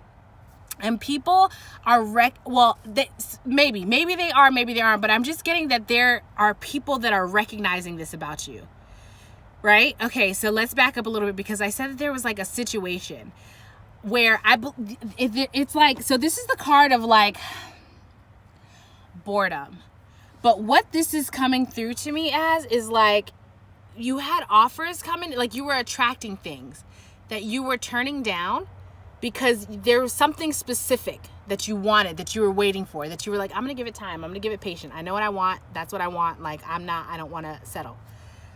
You're coming out of that. You're like, all right, time is up.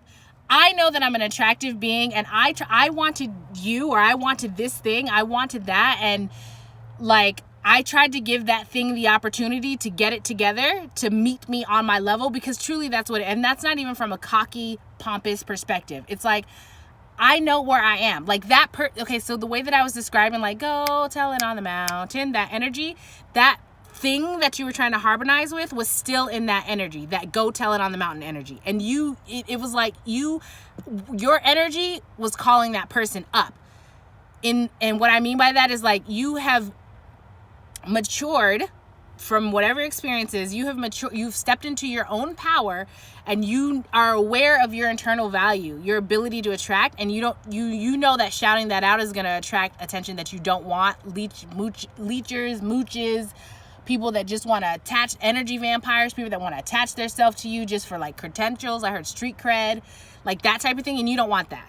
That's not authentic to you. And you are like, you are an authentic person. Like that is a part of your attraction, is this authenticity, your ability to just be you and not have to fit into, it's like the way that I describe this woman or this man, it's like people operate in the way where they have to be just that, because in their mind, if they exist outside of that, they're not acceptable. And you're like, I'm acceptable however I present in the moment. If you choose not to accept me, you're not for me. You are not in alignment for me. And whether that means that you have not made it to my level or whether I haven't made it to your level, either way, we're not in alignment. Somebody has to grow. And that was a situation that you're coming out of, where you recognize that you guys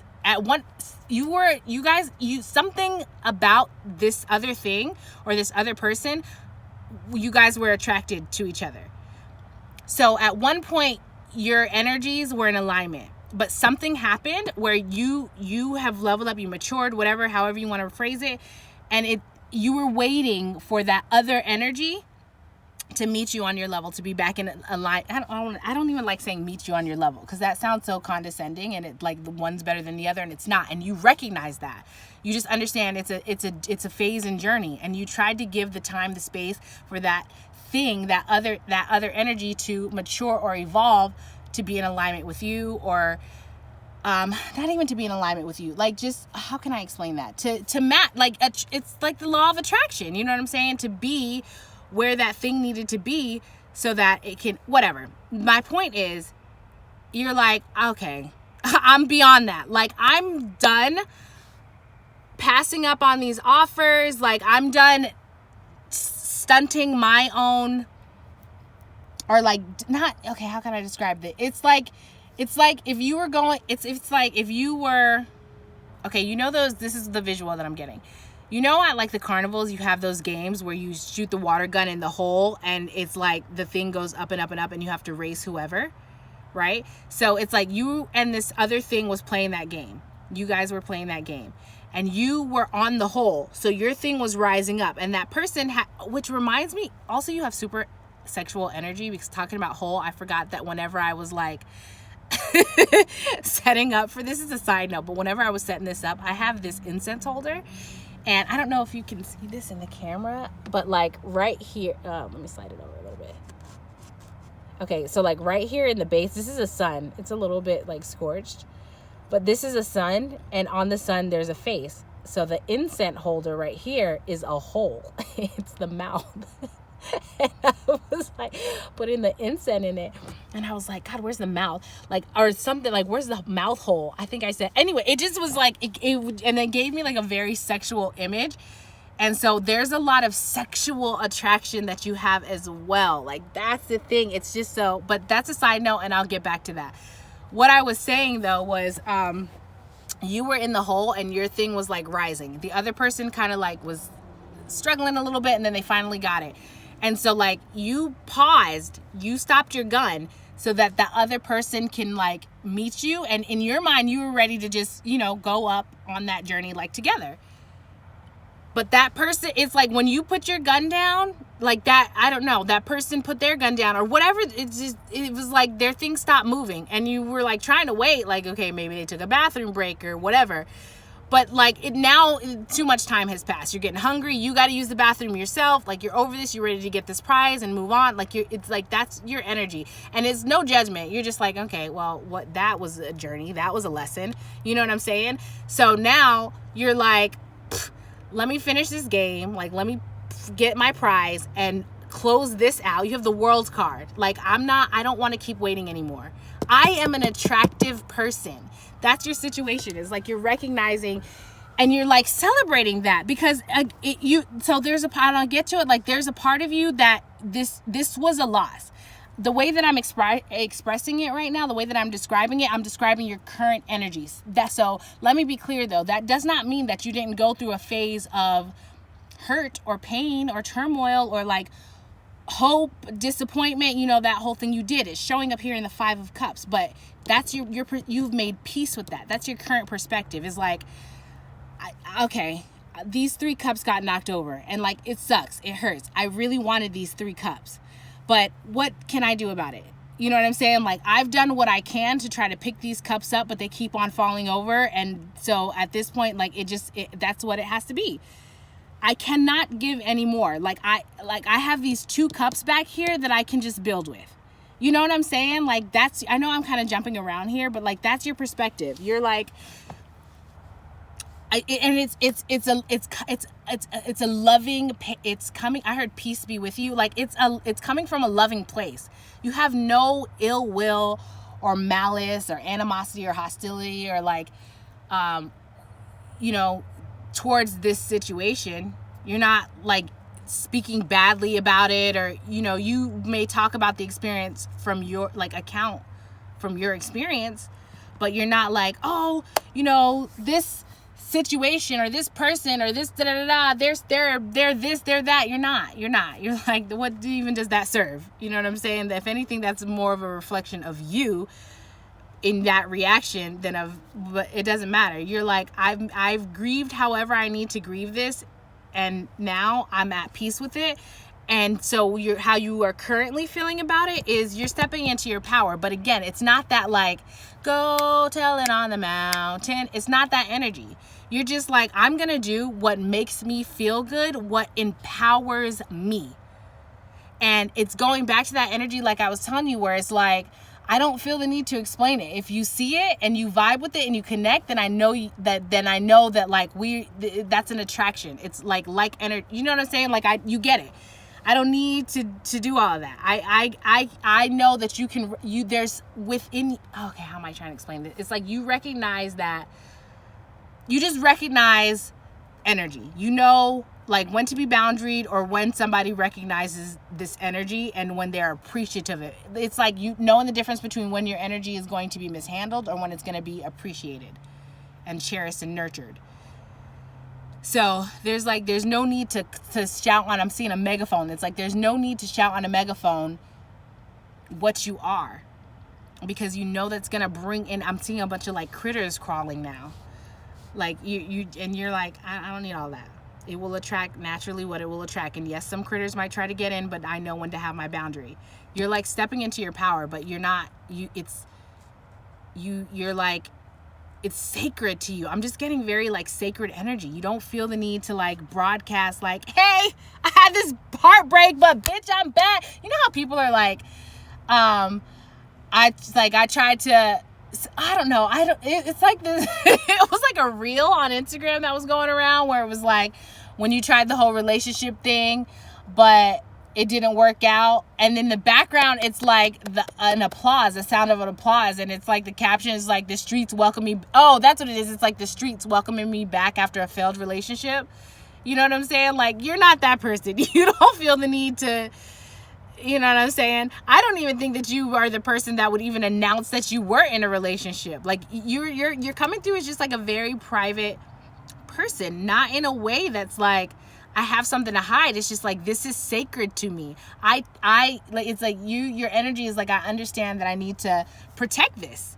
You know what I'm saying? And by letting everybody know what this is, or giving everybody access to this, specifically that, giving everybody access to this, like, you don't need that much inundating this sacred space, and that's how you function. And so, like, as far as your demeanor towards it, it's like, like it's okay, what's your demeanor towards this? How can I describe this? It's like, it's like, that it's time. Okay.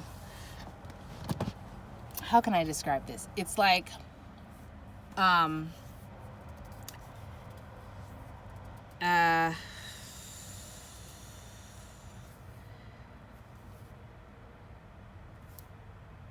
it's like, it's like, that it's time to move on.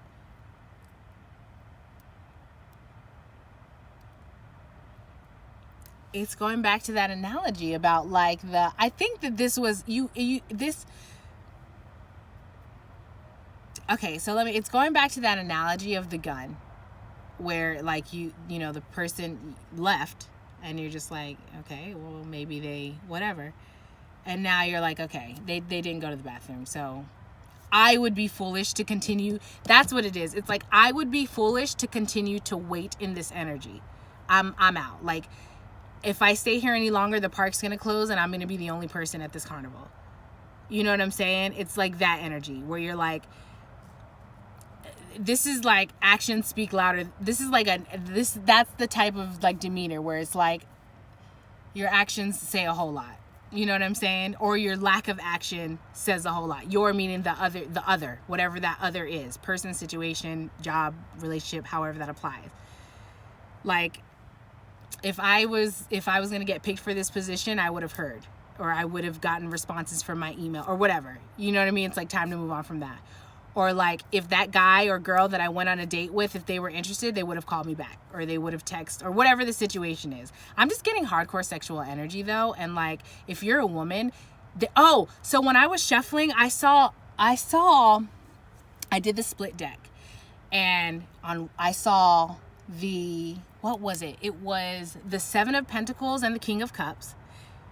And then there was also the King of Pentacles and the 10 of Cups. And I was just getting that there was like, either you were in this situation or maybe that influenced it, but it was like these two energies, these two king energies. And take that how that applies. It could mean 2 males if that's what's fitting for you, or it could just be 2 masculine energies. It doesn't matter. The gender isn't important, but it's these 2 energies that have different different strengths. You know what I mean? Where like one is more hopeless, romantic, and loving, and nerd, and like affectionate, and touchy, and kissy, and lovey, and the other one is more like stable in the sense of like material. You know what I mean? Like, oh well, I have this. I might not show you my love in this loving, affectionate way, but you know, I have this house and this money and this car and this job, and I could da da da da da. You know what I mean? And it's like the choice. 7 of Pentacles is about like really taking a step back and just kind of looking at like where you are, what your options are, you know. And so it's like that choice. And one of those options is a 10 of Cups. One of those options is a fulfillment. So why did I bring that up? Because I was saying, why did I bring that up? I don't even remember. Oh, I was saying that like you are an attractive person, very sensual, very sexual. And one of those energies I think is really attracted to your breast and maybe even your mouth. They might even fantasize about like oral sex, if that's a thing that you, whatever, it doesn't matter if it's a thing or not. Like they may fantasize about that with you. They might even be like a little like frustrated that that you guys have not come together in that way, or if you have, like it's been a while, or you're not actively, or something like that. You know what I mean? Like they fantasize, they want to have, you like really ignite this person's pleasure centers, and they want to be in that. They want to engage in that with you. Like I'm getting, if you're a woman, like especially your breast, but even if you're a man, they, something about like your chest, like their hand on your chest. Oh my God, this is some like heavy sexual energy. So there's an attraction, and you're like, I gotta move on. You know what I mean? Like I gave what I knew I gave as much as I could. I even tried to give things that I've never given before. Like I even tried to stretch myself, not in a sacrificial way, but in a way that's like, do I need to grow and evolve? Like, am I limiting my own expression? Am I the hindrance? Like, let me try this approach. Let me try that approach. Let me try giving more vulnerability. Let me try giving more distance. It's like that. That was your energy. And now you're like, it's time. What can I do? Like, what, you have these, so you know what I mean? But you've made peace of it because you have these cups, and you're like, I mean, I don't know. I've given 3 of my 5 cups and I only have 2 left. At this point, I've given more to this situation than I have given to myself, and I'm having to rebuild. So I cannot give you these last 2 cups if all you do is knock them over. Do you know what I'm saying?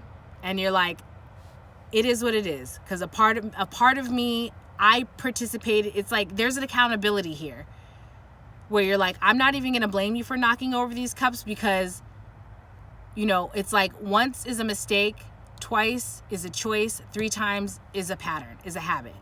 So like after that second time when you chose to knock that cup over, I should have known better than to give you the 3rd cup.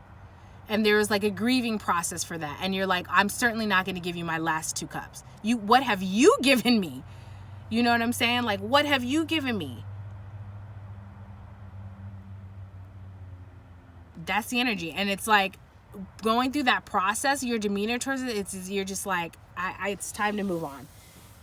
It's time to, it's almost like you're like, oh, I didn't do this for any of the other, but I was feeling this energy so heavy. And then when I pulled these cards, I was getting ready to put this deck up, and you had the 3 of Cups, which is like this celebratory energy. And I feel like that's where you are, where you're like, I just want to celebrate life. I want to celebrate myself. I want to do things that make me feel good, that make me happy, not in an unhealthy, addictive way, but it's like I've been in this energy of like loss and grief, which I'll get down to here, for like longer than you would like. You know what I'm saying? Like you're ready to get back to yourself. You're ready to you know that you're an attractive being, and it's like you have been, I'm getting it in 2 ways. So it's like you've been like tamping down this attractiveness about you to kind of like keep the other options at bay, because you wanted this other thing that you already connected with. There's that. And then it's also like this element of, well, I lost the second one, so maybe that is all I need to say.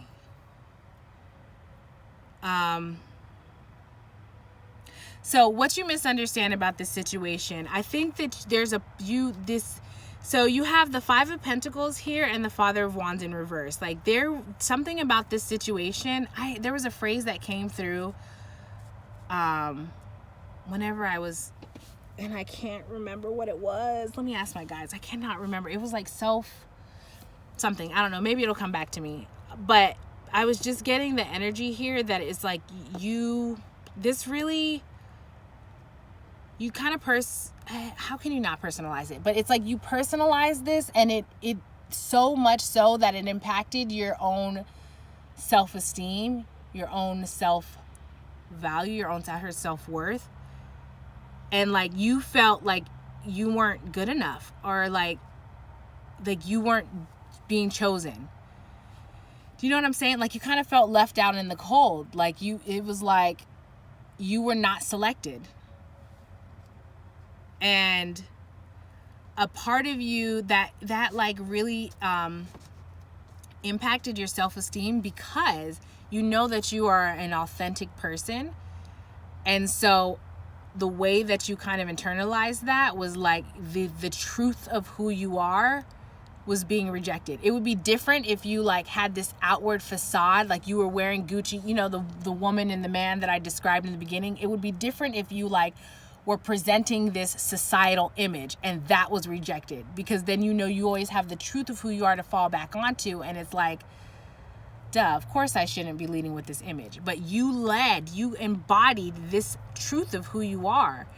And it's like, remember how I was saying how you're not the type of person that's like, go tell it on the mountain? So what you misunderstand about this situation is that you didn't go tell it on the mountain. And this other thing may be used to that type of interaction, maybe used to that. So what am I trying to say? How am I trying to explain this? It's like,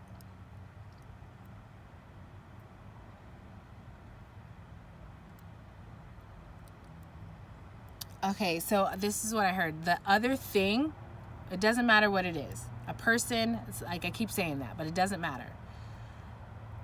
The other, for the sake of like ease in an analogy, I'm going to say the person. So the other person, because whatever. The other person is like used to having contenders that will that has that like pick me energy, and you didn't have that. So it was easy for that person to just look over your energy, and that is a reflection of that person. But you took that to mean that you were not valuable. And that hurts you even deeper because you were questioning the truth of who you are, your authentic self. I think there's an element that you needed to hear this, because this is it's like welling up some emotions. I think you needed to hear this. I think this is a part of what you have realized, and this is maybe helping to just like confirm that. Like it wasn't you. It's like this person was used to this one lane, and you presented another option, and they were like, well, we never had this option before, so let me just stick to what I know. And you took that as like you weren't good enough. But what I'm getting is like you were better. That person, remember, okay, so now I'm getting that analogy again where it's like no judgment, but when two things fall out of alignment, that means that one has some evolving to do to catch up. And that's what the situation was. Like at one point you were in alignment, and then you evolved, and now that person didn't choose you because you guys were not in alignment, but you were calling that person up. And something about calling that person up, like that process took too long, or they didn't come, like whatever it is, but you're like, okay, now this is a detriment to me. Now this is hindering my own growth. So like, I wish you well on your endeavor. I don't have any hard feelings, but like this is gonna take I don't know, but it's just like I cannot keep it. Your energy is coming through where it's like I want to be in this energy. I want to be in this feel good. Like I've processed this. I made peace with it. I understand the situation, and now like I'm just moving on. I'm moving on from feeling like I'm holding. How am I trying to explain this? It's like it's not even moving on. It's just like you've accepted it, and now you're stepping back into your power, whatever that may mean. So if in that situation the other thing evolves, and then you got like you're not completely cutting it off, and you're not like completely waiting and holding on to it. You're just kind of in flow. That's the energy that you're just like, I'm tapping into my inner power, my inner God, my inner goddess, my inner emperor or empress. And I'm getting like empress though, not saying that, but empress energy is attractive. It attracts. But like, you know, I'm just stepping into my power. And however that moves the energy around, like that's what it's gonna be. But it's like you know that you have to come out of this stagnant like energy. And that's what you're gonna do. Okay, so for the higher perspective, again, these two came out, and I don't remember what the book says about them, so I'll reread those also. Because again, I'm like channeling, but it doesn't matter. So you have the tarantula here and the golden egg. And what I say is like, I love when the spirit cards come out, because it's like, it really feels so, okay. So what I heard was divinely orchestrated. And then I was reminded that this is connected to pile number 3. And so something about you and this other, which may be pile 3, but you and this other, this is divinely orchestrated. However it has worked out, it's divinely orchestrated. It had to be this way. And it's like your guides and their guides are heavily in cahoots, in communication, in conjunction with this. Like it's like they're working together to steer you to as you need to be steered. You know what I'm saying? Because there are lessons and evolution and growth and things that you guys need to learn individually. Excuse me. To for whatever reason. So, gosh, this incense is like really aggressively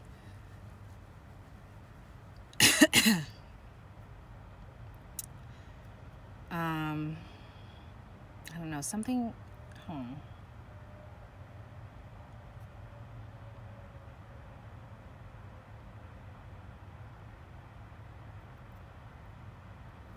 If you're wondering like what the heck I'm doing, what's taking so long, it's because there's an energy feels.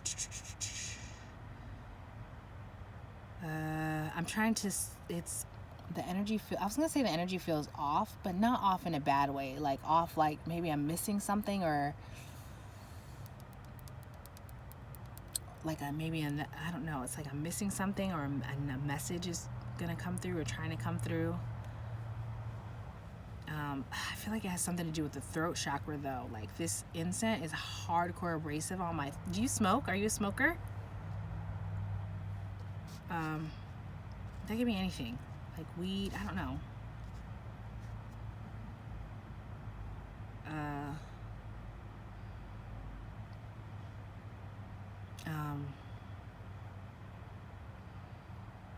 don't know. Something about this incense smoke.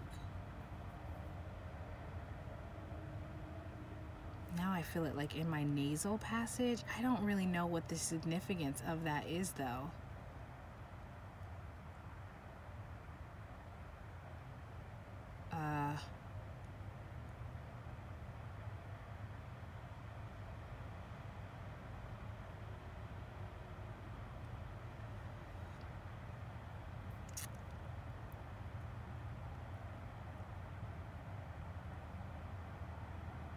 I have no idea.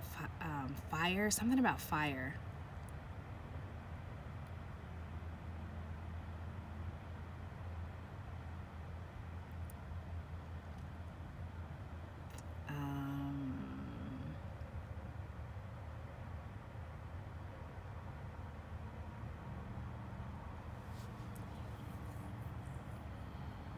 Do you sage? Do you sage, Pal 4? I feel like I'm picking up on another energy. I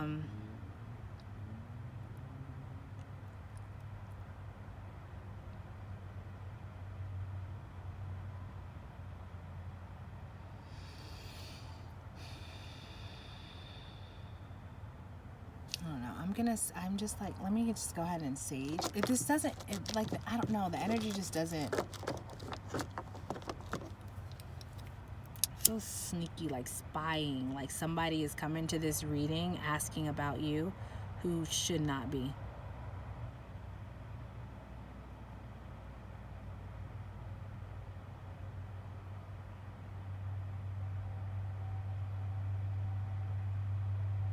It's like I'm just getting vibes that, like, even that vibes. I don't even, that's not a thing that I say. I mean, I get it. I understand what it means, but no, I don't say it like that. I'm just getting like the energy that like someone is coming to this reading asking about you, or like trying to get information about you, and the other, like, or okay, how can I describe? It's not the other. It's like someone's trying to get information about you. It's like competitive energy. Like they're competing for the other. And they're trying to, so anyways, up your protection. You and sage, if that's a thing that you do. Crystals, prayer, intention, meditation, whatever. I feel like it's almost like I feel like okay.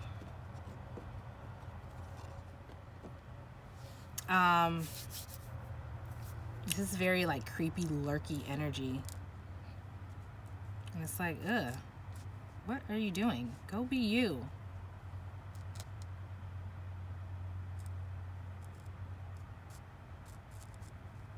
But this is a perfect example of what I was saying about how your energy just attracts. And you have to be boundary because you know you're going to attract creepy crawlers. This energy that I'm picking up on is a creepy fucking crawler. And it's like, ew, where the fuck is my shoe so I can squash this roach? It's so like, ugh. I don't typically like to even be judgy of energies because I understand. But this one is just, it's gross. It is so gross. Ugh, God. It's like, homie. Like, I'm not this, oh my God, it's so disgusting. Let me just, it's so disgusting. Like, I'm not typically this person to belittle someone in this way, but like, because of their demeanor, because of how their energy is coming at mine, it's like, first of all, I automatically pick up on their intense insecurity. But not only do I pick up on their intense insecurity, but it's like I pick up on the fact that they try to mask that insecurity by being manipulative and shady and disgusting and gross to other people. And it's like a part of me wants to respond in a way that it would squash this person like a fucking bug. Like, the way that I can see this person's energy so clearly, I could read them for the filth. I picked up on this energy before. And it's like, homie, stop coming to my channel. Because there's nothing here for you. There's nothing here that's going to benefit you. It's not. Because you're not even coming here with good intentions. So, like, nothing on my channel is going to benefit you. And Spirit will make sure of that. So, anyways, Tarantula. All right, Tarantula says, at a crossroads claiming life's purpose. The tarantula represents a moment when a great decision must be made. It involves prioritizing your life's deeper purpose or dharma. Exactly. A habit or routine from the past is sidetracking you from your dream, yet a voice inside keeps begging you to refocus your attention. It's like that you've heard that voice, you heard that voice, and now you're answering it. In order to find true happiness, you must choose dharma. Until you do so, satisfaction will be fleeting. The tarantula hovers patient and calm, like an old friend that knows your inner soul. It already knows you'll choose wisely. And that's what I was getting when I was saying, like, you're just ready to connect back into this jovial energy, the truth of who you are, back into your power.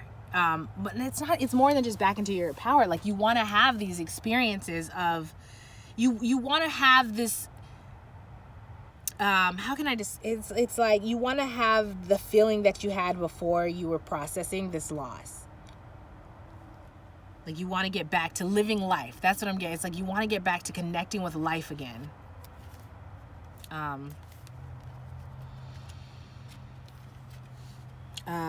Okay.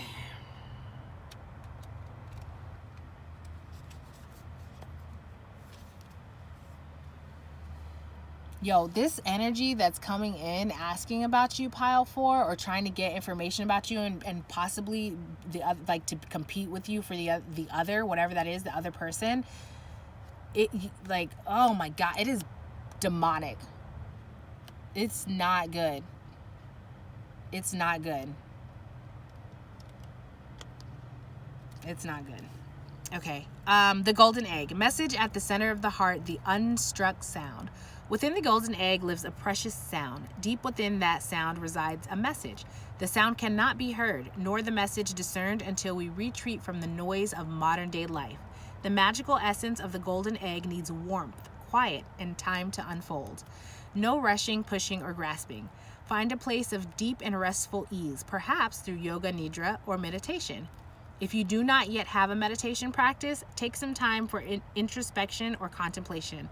When the mind begins to settle and the breath is calm, ask questions that weigh heaviest on your heart, staying open to any response you hear. Engaging with the energy of the golden egg is an advanced practice. So as I was reading that, I was like being flashed back to, I just am reminded of pile 3 and their situation. And I feel like this external energy that's intentionally manipulative towards pile 3 is the same energy that's coming here for pile 4. This is the energy that I feel protective of pile 3 about. Like, this is the energy that okay, I'm not even going to say it because, okay. It requires becoming intimate with our very essence and comfortable with vulnerability. When a feeling of tenderness or gratitude arises from deep within you, know that you are well on your way. Your chest may swell like you are seeing an old friend that's been away for a long, long time. Listen to the message they've been waiting to tell you. You have the golden egg in the 4th chakra. Okay, I just feel the need to say, okay, let me just keep on. The subtle essence of the golden egg is nestled deep within the heart center at the 4th chakra. This chakra, called Anahata, is the home of the self and soul. By bringing the mind into this center, we discover a portal to the most intimate and luminous space. It is said our inner guide sits there in deep meditation waiting for us. Anahata translates as the unstuck sound. So, pile 4, that is what I have for you. And I just want to remind you that you are an attractive being, clearly, and you are going to attract the best of the best and the worst of the worst. I mean filth, scum, disgusting. And you apparently are doing so. So I would absolutely encourage you to continue to just shine your light bright and protect your energy, but also remember that the light is what illuminates darkness. So this shadowy, dark ass demonic energy, don't engage with it, but understand that you effortlessly cast the light on the shadow of this person, and eventually that's going to repel that person, or it's going to illuminate what others can't see about that person to the other people, particularly this other energy, maybe pile 3. So I hope that this resonates for you. I hope that you like this, and if you did, please like, comment, and subscribe. Pile number 4, if you think that somebody else might benefit from this video, please feel free to share. If you are returning from a previous video, I want to say thank you for coming back, and if this is your first time, I hope to see you in a future video. Thank you, pile 4. Bye.